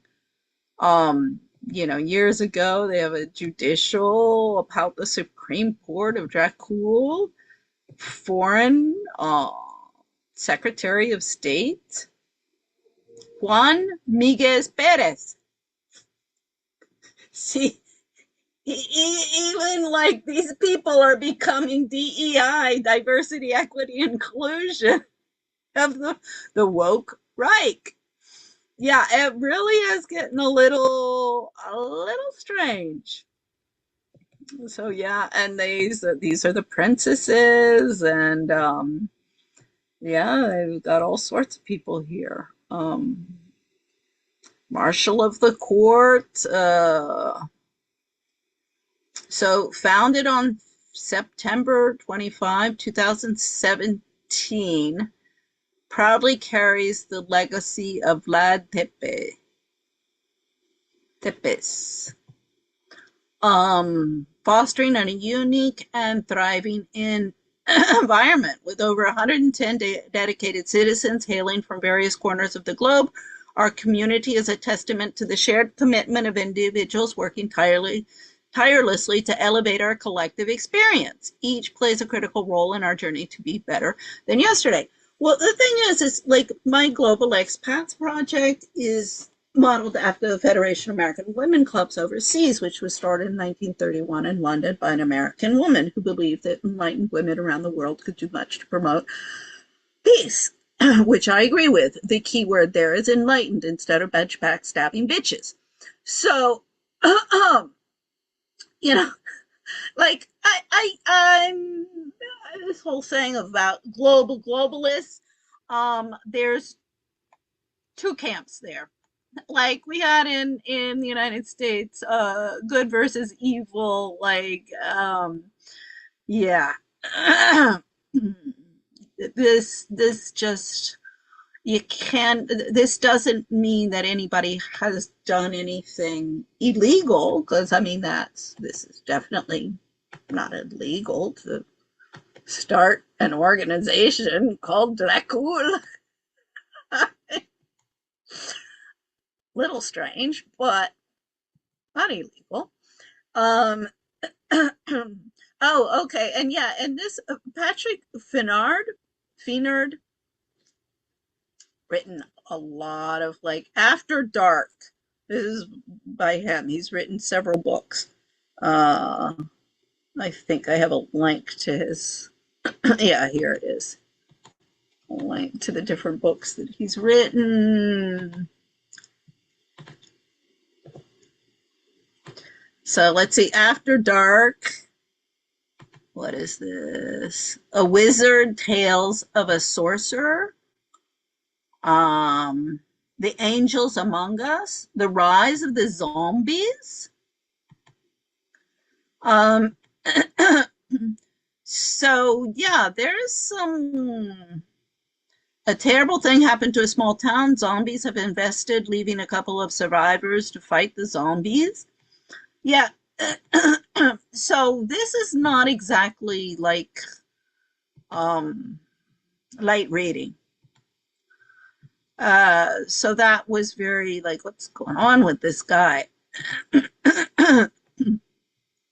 So yeah, and then After Dark, a small town in Australia, a peace-loving town until a sadistic biologist moves in. His agenda is to create an army of darkness using his advanced knowledge and science, and he unleashes vampires, werewolves, and other modified creatures onto the town, infecting many. It is left in the hands of young escapees with a God-given gift many would never understand, and a handful of survivors to put a stop to this unholy crusade and rid the world of evil. This was written in 2017. I mean, okay, we have seen this stuff coming out of Hollywood. Now, and you know, this is This is another person he's from Phoenix, well, passed away. Now, this is Mike Helen's son, who Mike Helen is the friend of my mom's in the Arizona Republican Party, who, I even have emails going back to 2011 saying, would you guys help me find a job in Washington? Because I keep on getting bullied and fired because I represent white privilege. Meghan McCain is getting stick. She's like first up on the podium with The View representing white privilege, and I'm getting destroyed right and left. And I'm told that no, I've been offered up as a sacrificial lamb to atone for the sins of my white privilege sisters and brothers like Megyn Kelly and Meghan McCain and all of the other different Megans out there. So, yeah, the thing with Scott Helen is that he was a, high school, Mount Loyal, an independent filmmaker. And so my mom was always like trying to get him to find, because she didn't even have a finished screenplay. So it was like, Mom, you have to forget the screenplay and everything. But she was always after him to get her screenplay about women in the South during the Civil War to get somebody in Hollywood interested in it. And I mean, my siblings and I, when my brother told me, no, Scott Helen's, Mike Helen's son, he does vampire movies. And I was like, well, you could tell Mom that's not where she wants to be. I mean, forget it. That is not something that, that is going to work. And she couldn't finish the thing. I mean, she was just jealous. That's why she was also jealous that I was doing all of this writing when I'm like, I couldn't do any, creative writing if my life depended on it. I can do analytical writing, but not creative. Oh my God, I got all sorts of stories. So anyway, it was just so sad. I mean, my mom, till her deathbed, her children had destroyed her life because all she wanted to do was be a writer and never a mother. I mean, God, this is the whole thing. If you don't want children, don't have them. Really. Do everybody a favor. Don't have them. Stop with all of this stuff of, pro-life, pro-life, pro-life, and then screwing up your kids. I mean, I love it. My cousin, it's actually the wife of my cousin. Their youngest daughter, she died a couple years ago. She was for a week. One of these stories about body just there for a week and nobody noticed until, I guess it started smelling too bad. The police came in. And when my brother told me, I said, oh, she died of an overdose, right? Yeah, she had been on, I forget if it was opioids or heroin or something. Yeah. The official story of the family, I guess now, is that she died of pneumonia. Because I got an email from my, some message. I'm like, come on, you guys. I mean, I remember one time they didn't schedule I know exactly when it was because it was the day of the elections, the week of the elections. And I was like, oh God, what's going to happen? I was almost positive Trump would get in, but I was like, oh God. I mean, I was like, oh my Lord, this is where we are. I'm actually happy that Trump won because Kamala Harris, oh God. Yeah, we really missed a bullet to the head on that one. Okay, so yeah, we're in Dracula territory, and what's going on in Arizona? I mean, I don't know. I know a few people back in Arizona, but yeah. The problem is all of these satanic groups and pedophiles and all of these groups have just infiltrated everywhere, and nobody wants to be involved in any unpleasantness. That's what Bobby Kennedy's can't fool me. Now, I think I want to know if Bobby Kennedy knows about me. If he's like, no, I know about you and I'm not interested in any of your help, I'm like, okay, fine. Okay. But I don't think so. And I think Amaryllis Fox was stuck in there as a honeypot to his son and as his campaign manager to assure that he would not win and Trump would get in. I'm almost positive about that. And that brings Tim Mellon into the entire matrix. This is not just Miriam Adelson. Tim Mellon's there. Yeah, there are a lot of people real high up there. But, you know, the thing is they've all put their fortunes. I keep on telling everybody, do not go to a high stake poker game and shoot craps. Everybody has put their lives and fortunes on the line. Under RICO, Foreign Corrupt Practices Act, U.S. Constitution, and we got the Human Rights Conventions. I know everybody just goes, fuck you to the international courts.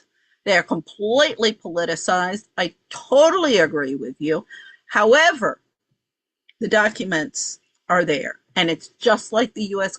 or any of the constitutions. Your constitutions, your penal code, your civil codes. I know everybody's using them as toilet paper, but they do exist. And we can use those because officially those are the guiding documents. So then we get into the next child. So this is, are we at the fourth? Yeah. 1, 2, 3, 4.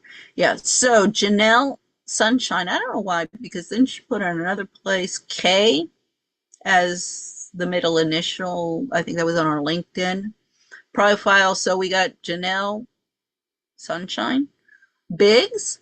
She was born 1989. Now, I don't know exactly where all of these people were born, but I believe they were all born in Arizona. So the State Society of Arizona, she's the executive director now of the University of Arizona's federal relation. She also worked for, let's see, she did some lobbying work, and she went to Kenya for the American Youth Policy Forum. See, this is all of this USAID bullshit. See, even the Republicans are doing the same stuff. Here is her income. Okay, well, 60,000. Believe me, 60,000 in DC doesn't take you far. So yeah, she was University of Arizona. Employment history. Representative Matt Salmon from Arizona. We'll have to look into him. I'm not really sure who that is, but that again, okay, lobbyist, list of lobbyists by registrant. She was a lobbyist for the University of Arizona. I mean, what is the University of Arizona doing lobbying Congress? You know, I mean, this has all got to stop because okay, I don't know if she worked on anybody's campaign, but there's several paths into the labor markets into DC. And one of the main ones is you work for a congressional member in their campaign. Then once they get elected, then you get to come to Washington and you're going to be one of their staffers. And you're going to become one of the snot-nosed brats who gives everybody attitude when they come to visit the congressional members, all the constituents, and you're getting everybody more and more pissed off. And that's why the constituents stormed the Capitol, because the members and their staffers only care about advancing their agendas, stuff in their pocketbooks, and party politicking. So see, she's your typical. So she got, she did the internship and the jobs. She got on the staff. She was a staffer for the congressional members. Then she was with, let's see, she's the executive director of federal relations. This is the University of Arizona and the State Society of Arizona, nonprofit organization, serves Arizonans and Friends of the Grand Canyon by creating opportunities to network as well. Okay. Opportunities to network as well as fostering a spirit of camaraderie amongst those who appreciate all that Arizona has to offer.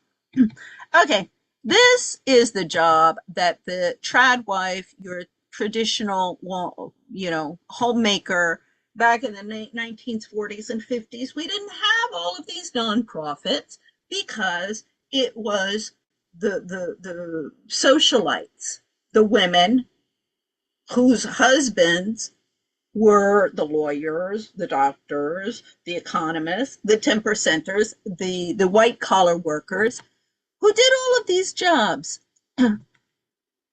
It wasn't just, everybody thinks that all that these women ever did was sit in a country club sipping champagne at the side of a swimming pool. Well, checking out the pool boy and their husband is having an affair with somebody half their age. This is not that existed. Sure, it existed. It's always existed. But that was not the norm. That was not the acceptable. That's what the social climbers aspired to and turned it into. But that was not what young ladies were prepared by their domineering and militant mothers to become. And all of the organizing, all of these jobs, see, they've just been taken away from the trad wife and given to these young snot-nosed brats whose parents and whose family are involved in all sorts of stuff.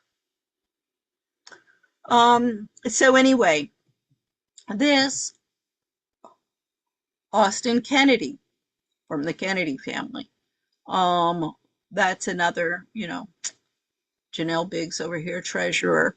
So all of these organizations need to be investigated. What are they doing? Where is their money coming from? Who are they empowering? Everybody talks about empowering this person, empowering that person. Basically, it means giving them a job and giving them money. Then everybody likes them. And that's how you empower them. And disempower them by keep on firing them and giving them a minimum wage job as a cashier.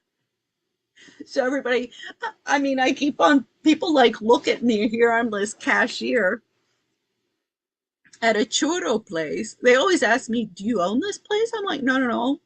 Everybody keeps on firing me. I can barely keep a roof over my head. 10 years ago, people would look at me like, oh, you're just a deadbeat. Now they look at me these days and going, oh God, yeah, I think this woman is going to end up owning the entire city. The funny thing is with the Kennedy family, it was because Joe Kennedy Sr., by the way, the Kennedy family, that was not made, they didn't make the money during Prohibition. It was Joe Sr., he made it on Wall Street. It would have been more honest in Prohibition, but I digress. So anyway, that was Wall Street. The only reason he wasn't one of the ones who lost the family fortune that he made he was a nouveau riche at the time, was because he listened to a shoeshine boy who knew everybody else was up, up, up, up, up and away, up and away in our beautiful balloon. Yeah, and he was like, no, I think I better get out. And he did.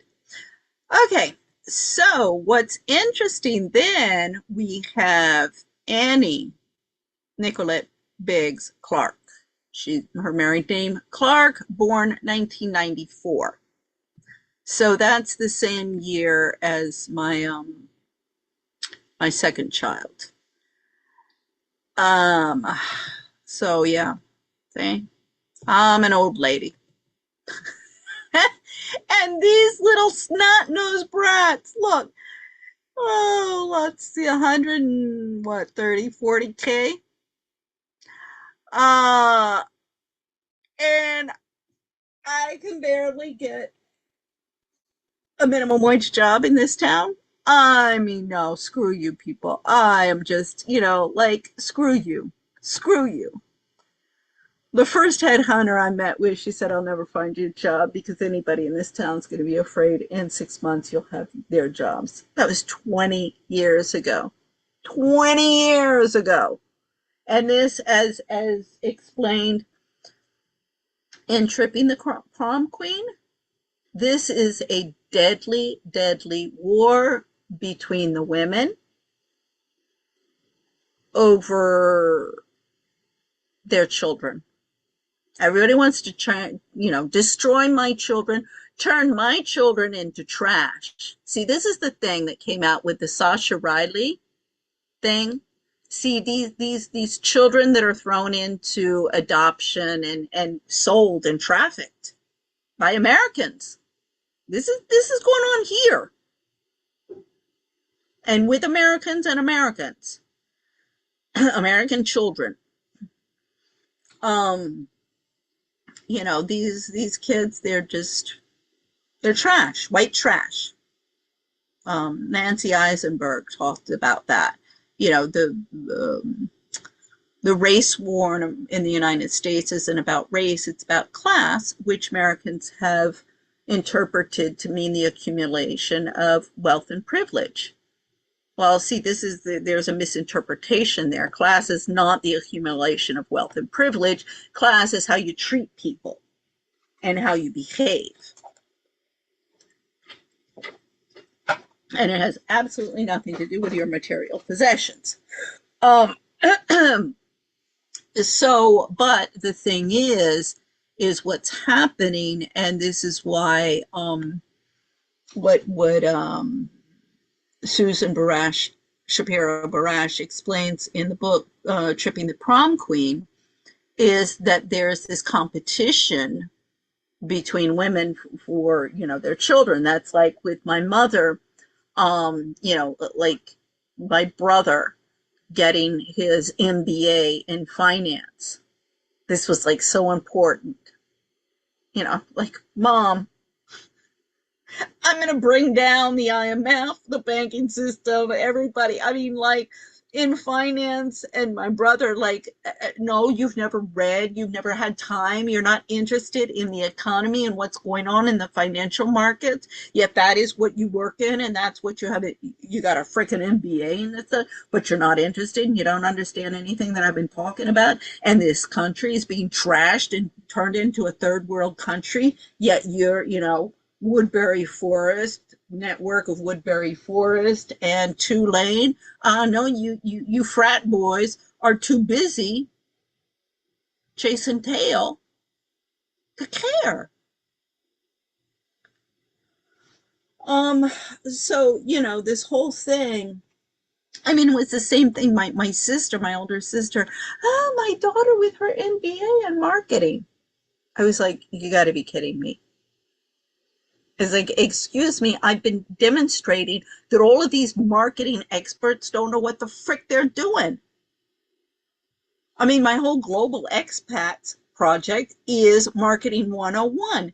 As my Marketing 101 professor explained at George Washington back in the 80s, Marketing is identifying your market and fulfilling their needs instead of producing a bunch of shit that nobody wants and then trying to sell it to them.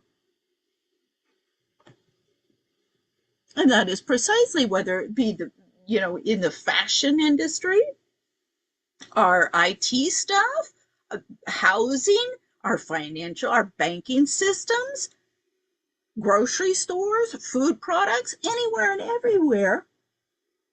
Everybody's taking everybody for a ride. It's all about money, money, money, and power. So the same type of thing we got going on here. Now this, I'm kind of like, okay, what's going on here? Now, October 2025, this is on her husband's Facebook page. I started teaching tennis lessons again in Eureka, California. If anyone of any age or tennis level is interested in making real progress and having fun getting like a high level, blah, blah, blah, blah, please, what's he doing in California? Are they separated?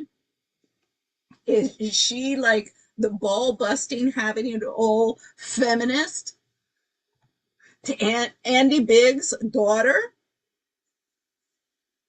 Is this what I'm saying? Because see, her husband, okay, he's from Salt Lake City.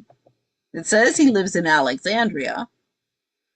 But then it also, so I don't know why he posted that, because it also says that he has, so this is most likely, so he does from home. He's the stay-at-home dad taking care of the kids while she's the having it all ball-busting feminist who I'm going to see in court under RICO.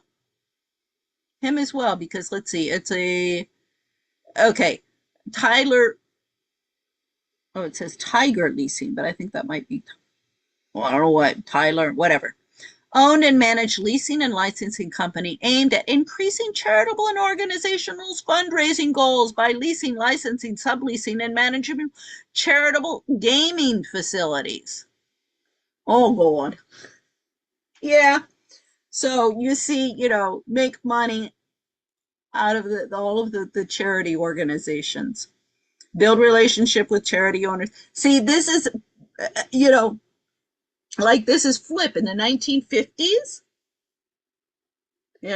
She would have been the husband going out to work, and this is precisely what the stay-at-home spouse would be doing, but they wouldn't be doing it for an income.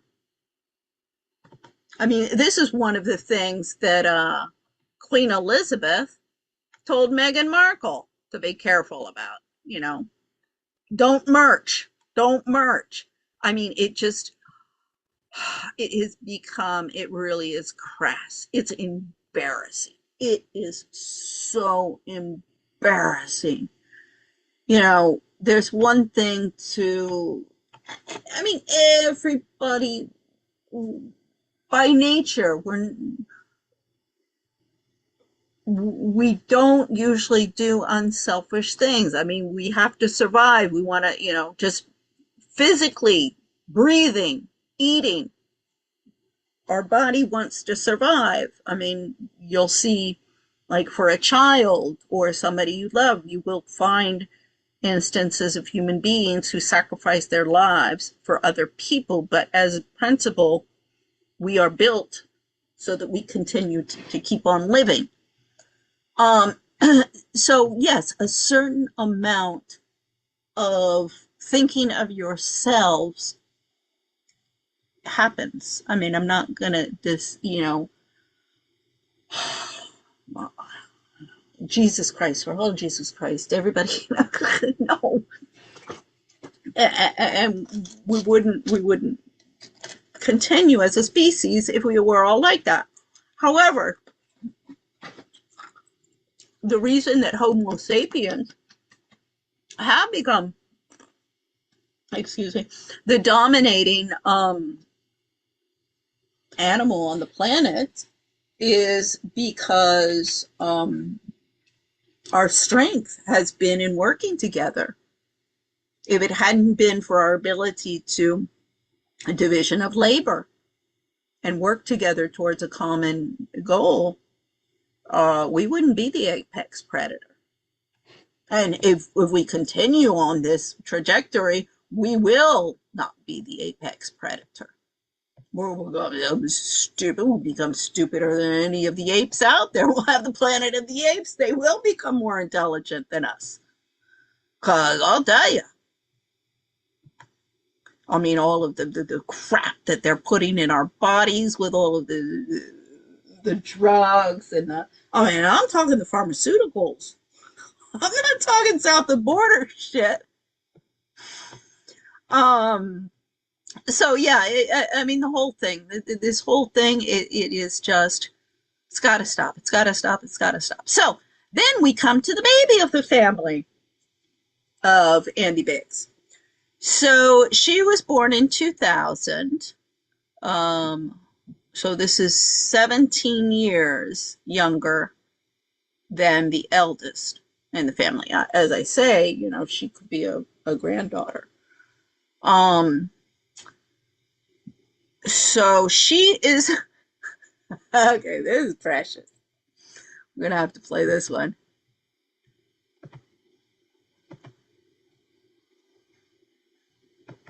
Legislative district, which encompasses most of Gilbert. Last year, she appeared on a podcast called the Matt McCurdy Program and said she thinks women should not hold office in general, but should run the home. Honestly, I don't know if I would vote for any female. I don't know if female should be in office.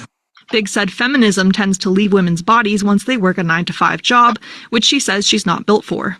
Like, women are supposed to be the nurturers and, you know, take care of the home, be mothers. And, Right. like, if you're out in Congress or out doing something else, like, what are your kids doing? Biggs is currently running unopposed in the conservative-leaning district. Her father, Congressman Biggs, is running for governor.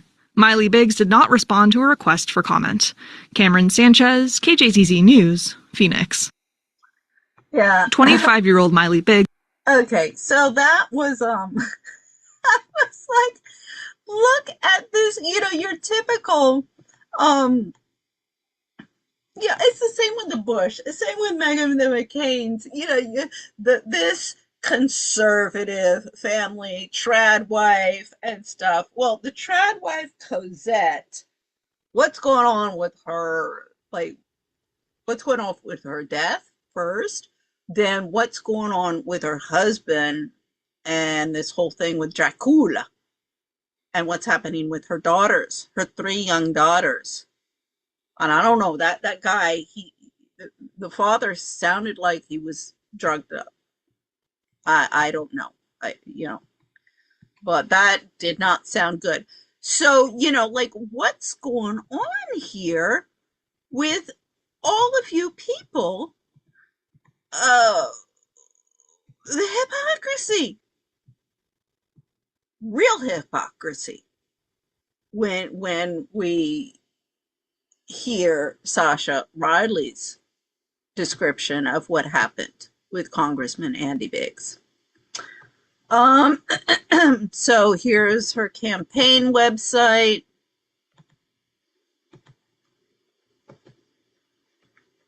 Meet your candidate for Arizona State Senate. She began working for Turning Point Action as a voter analyst copyright at the beginning of 2025. She accepted a position in 2024, she was working for Turning Point. And then at the beginning of 2025, she accepted a position at the Arizona Free Enterprise Club as the Associate of Government Affairs, focusing on local policy. See, you know, how much did she get paid for that? You know, I keep on saying, and here I am sitting in Washington, barely able to keep a roof over my head.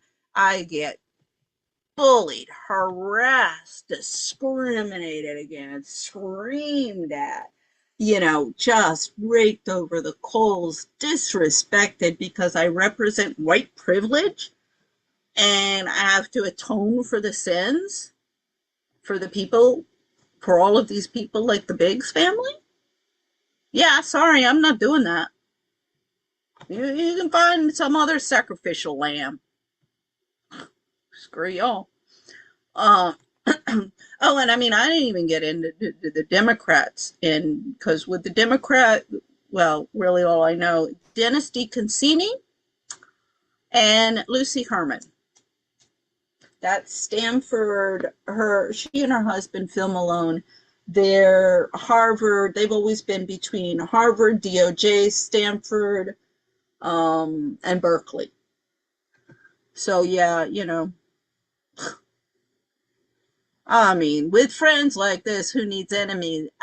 I mean, I was living in Colombia when she got married. She was my older sister's best friend, but when then she got married, since her husband was French, oh, this, like, how chic to have me and my French husband, and I'm her, her maid of honor. And then the whole scene with because my sisters come and all of that. I mean, God, Lucy, you should really be ashamed of yourself. Really, really. I mean, I mean, I've never had much respect for women because of my sisters, my mother, most of the women that I've known in my life. I mean, they're all a bunch of backstabbing bitches. Either backstabbing bitches or useless simps. So, and I mean, the thing is as long as women continue to be like that, first, they'll never be liberated. Just in terms of their souls, and in terms of themselves, but also they'll never have respect from men or anybody else in society. And I can assure you, the feminists and the anti-feminists who've risen to power in the United States in the past 50, 60 years, y'all are a bunch of backstabbing bitches and whores and just the scum of the earth. No respect for yourselves or anybody else. So now the thing is I wanted to just finish this up because I did say, the Biggs family that I knew in Tucson was the same as Andy Biggs, and it ended up not being. See, this is why people, you can't jump to assumptions. Then I start looking, well, Biggs, oh no, there are lots and lots of Biggs in Arizona. In fact, that's how I got into, okay, where do the Biggs come from? Oh, they're England, Virginia. Well, obviously Biggs is English, but, and that they didn't come for religious reasons. So let's see. So we have, these are the friends of my parents, or my mother at least. So that was J.O. Biggs. He passed away in 2006. Okay, so his eldest son passed away in 2001. And his eldest son was the Overland. He went to the Kansas City area, Overland Park. I was like, wait a second, Overland Park? That sounds familiar. Effectively, Overland Park shooting. Now, that was in 2014. So, of course, this is years before this shooting happened. However, let's see, as Baron Coleman was talking about today in his podcast, these shootings have become an epidemic proportion.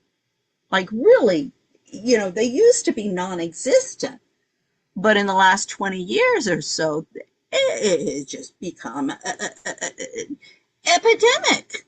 And we constantly, there's constantly stories of other shooters dressed in tactical gear.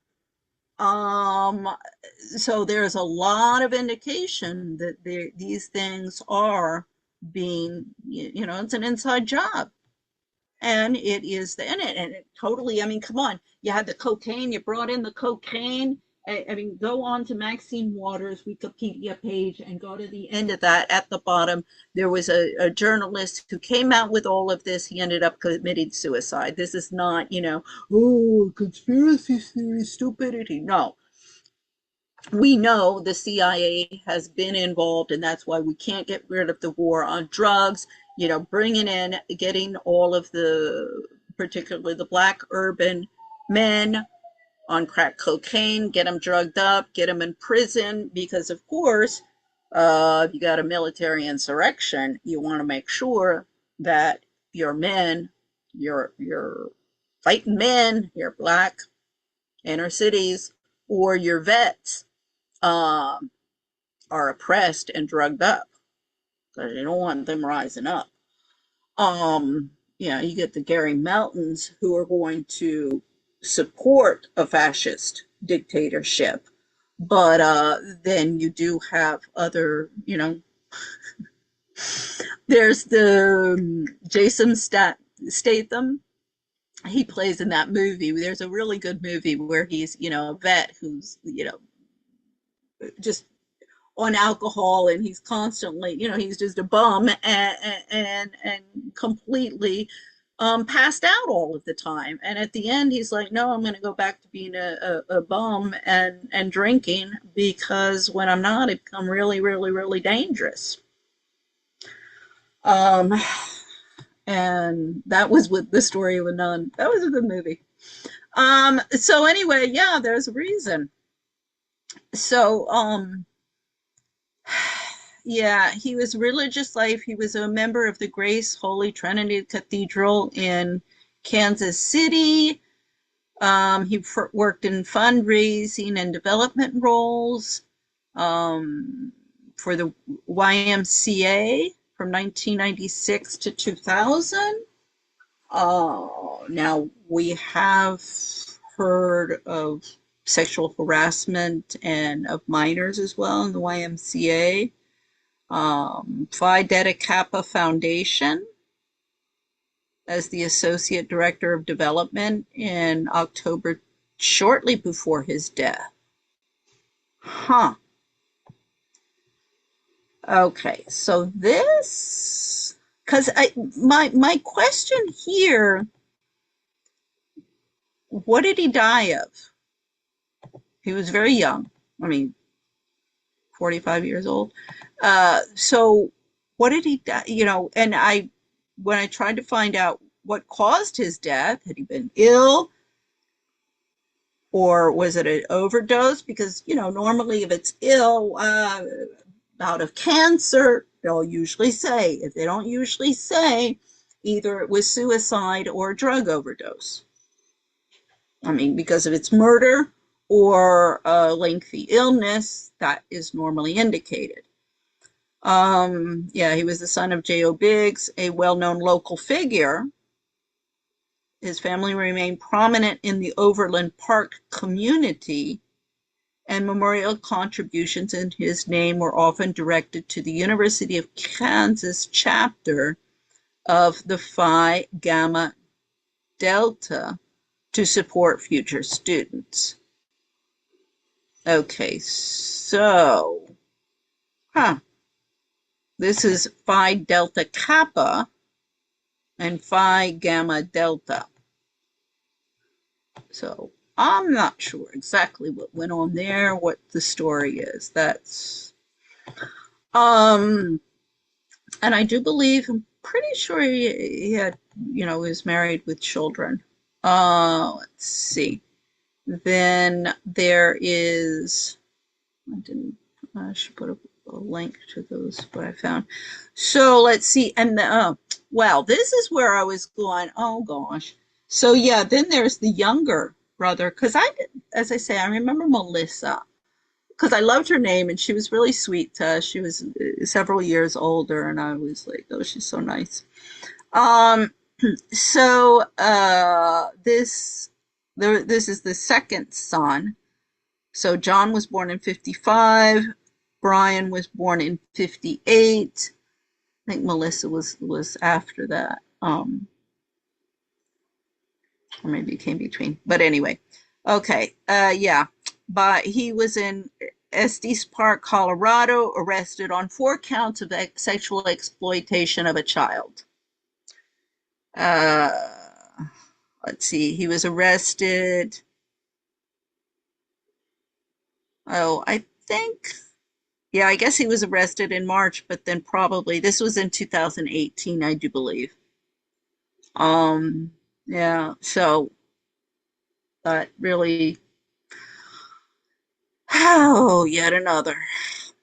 So, one of the things, and this is kind of where I'll leave it for today, and this was going to get into, and now I'm going to have to, because then I was like, okay, what's the connection with Terrell Farnsworth and the Biggs family?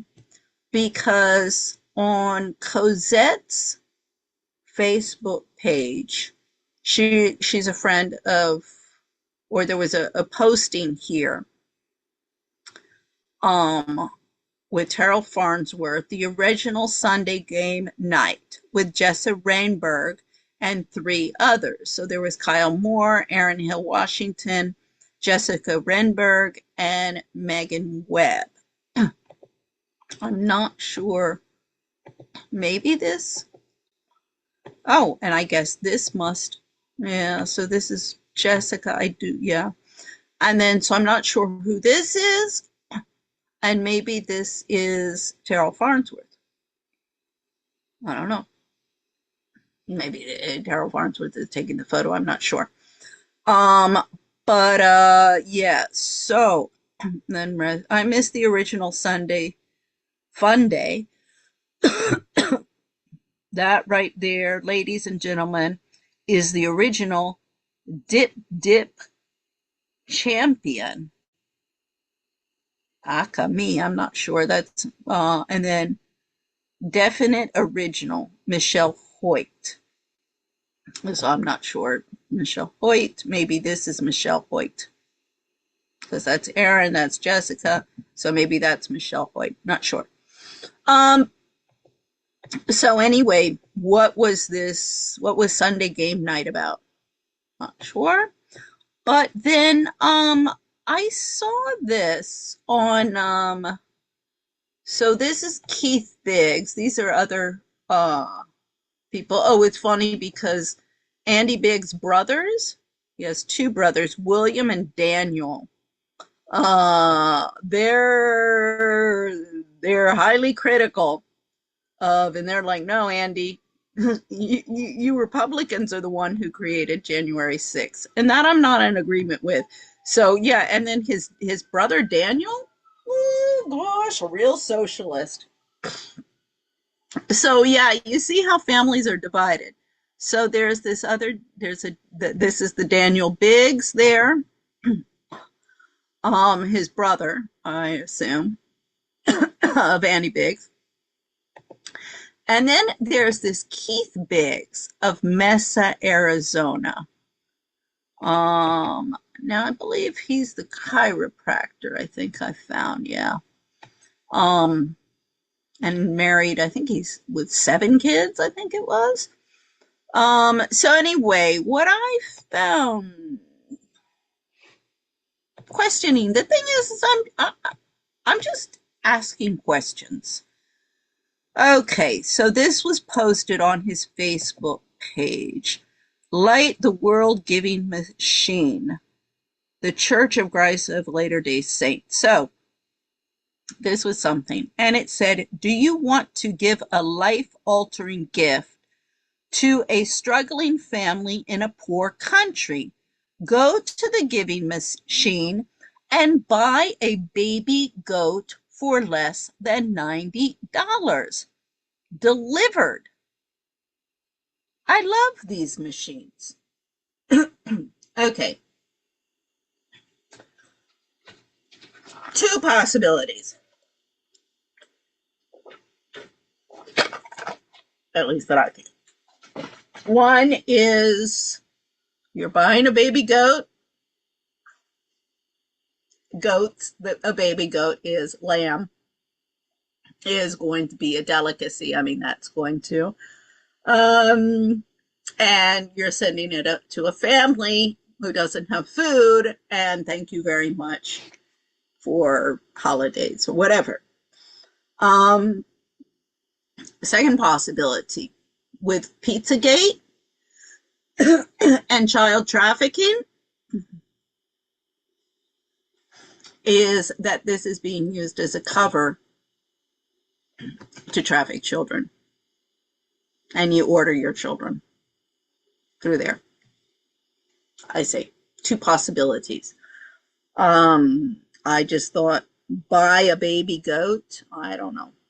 You know, with everything that's going on, you have to ask the question.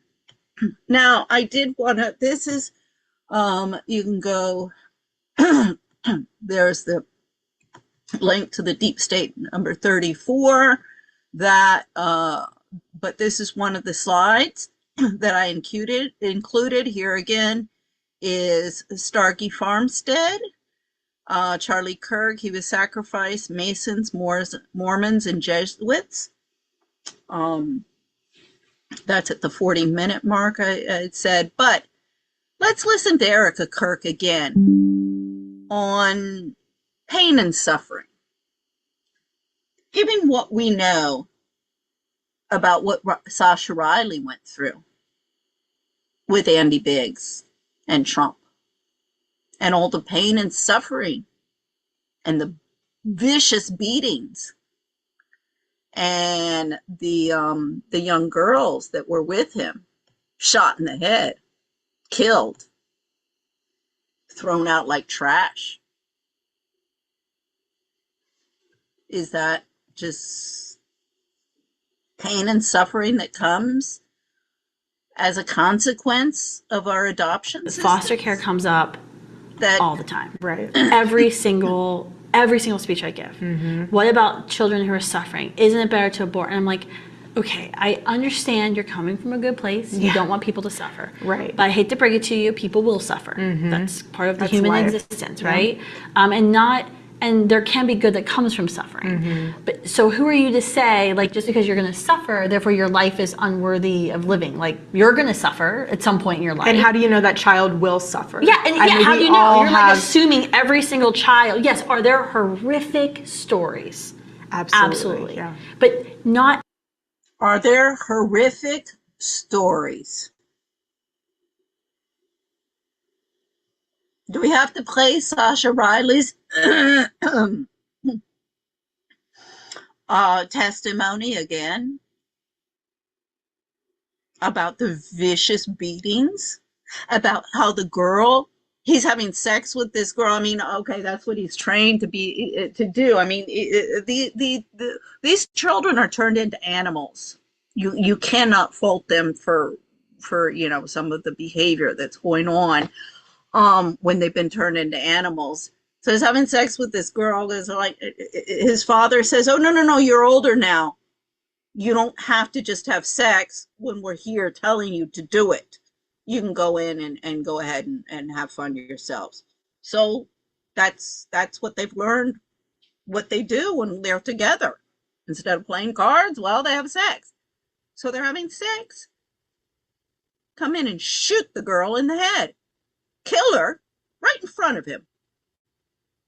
Oh, and then they started on him. This is, pain and suffering. Well, just that's how it is. That's how it is. Luck of the draw. You're part of the white trash or you're not. Every child, like I actually got an email today from someone who saw me on a TV show and was like, I just want to let you know I was raised in foster care. And it was, it was horrific. And she was telling me, she was like, I'm so glad I'm here because my children wouldn't be here and my grandchildren wouldn't be here. Wow. So it's so horrific. We all know it's so horrific. Oh yeah, but I'm so glad I'm here. But, and we're just going to let it keep on going. It is what it is. It is what it is. Oh, these poor children. So those are the two, your two, where you struggle. And foster care comes up all the time. Right. Every single. was raised in foster care, and it was, it was horrific. And she was telling me, she was like, but I'm so glad I'm here because my children wouldn't be here and my grandchildren wouldn't be here. Wow. So so that's, so those are your two, where you struggle. And foster care comes up. Oh, God. I want to walk into that room and take those two and slap them across the face. Tell them whores they are. How can you? Oh, how about we pull your kids in here? First, I'll let the men start in on you. Or maybe we'll start in on your kids, have you watch, and then when they're killed, when they finish with that and shoot your kids in the head, then they'll start in on you. Oh, that's, oh, it's such a shame. Oh, yeah. Oh, yeah. Okay. Finishing on that note, I'll be looking into, the whole, the cattle barons ball. We'll look at all the ladies that are involved in all of that. I mean, this is all the Southwest, and the thing is, I mean, there's nowhere to go. That people, oh, I'm gonna leave the United States and I'm gonna go someplace safe. I mean, Ryan Mata, he's been writing on all of the problems in CPS and stuff like that. Patriotic housewife Nicole Perez, oh yeah, she'll give him a voice. Oh, but when it comes to me, because I'll actually want to do something about all this shit instead of just producing another documentary. I mean, my sister, Celebrity Chef for the Stars, Telluride, Colorado, that's right near Salt Lake City. Don't even get her started on the Mormons, because if you think I'm bad, you should listen to her. I mean, I told her one time, I said, Telluride, Colorado, you guys are a bunch of parasites on society. Those those film festivals and stuff. Yeah, your economy lives off of those things. Oh, yes, but they raise awareness. Well, you can't raise awareness a bunch of backstabbing bitches who don't give a shit about anybody but themselves. And just want to start another charity so they can play this little game like Erica Kirk of, and our poor children. Well, she's covering up for a bunch of pedophiles and just the most horrific animals. Lord help us. Lord help us. Okay. That's down. You like my little gargoyle? Yeah, we're in a very dark world. Okay, well, I guess I'll see you either tomorrow or the day after tomorrow, because that's going to be, I mean, the whole, that cattle barons ball, the people involved in that, oh, that's going to take a long time. I really could use some help from all of you people.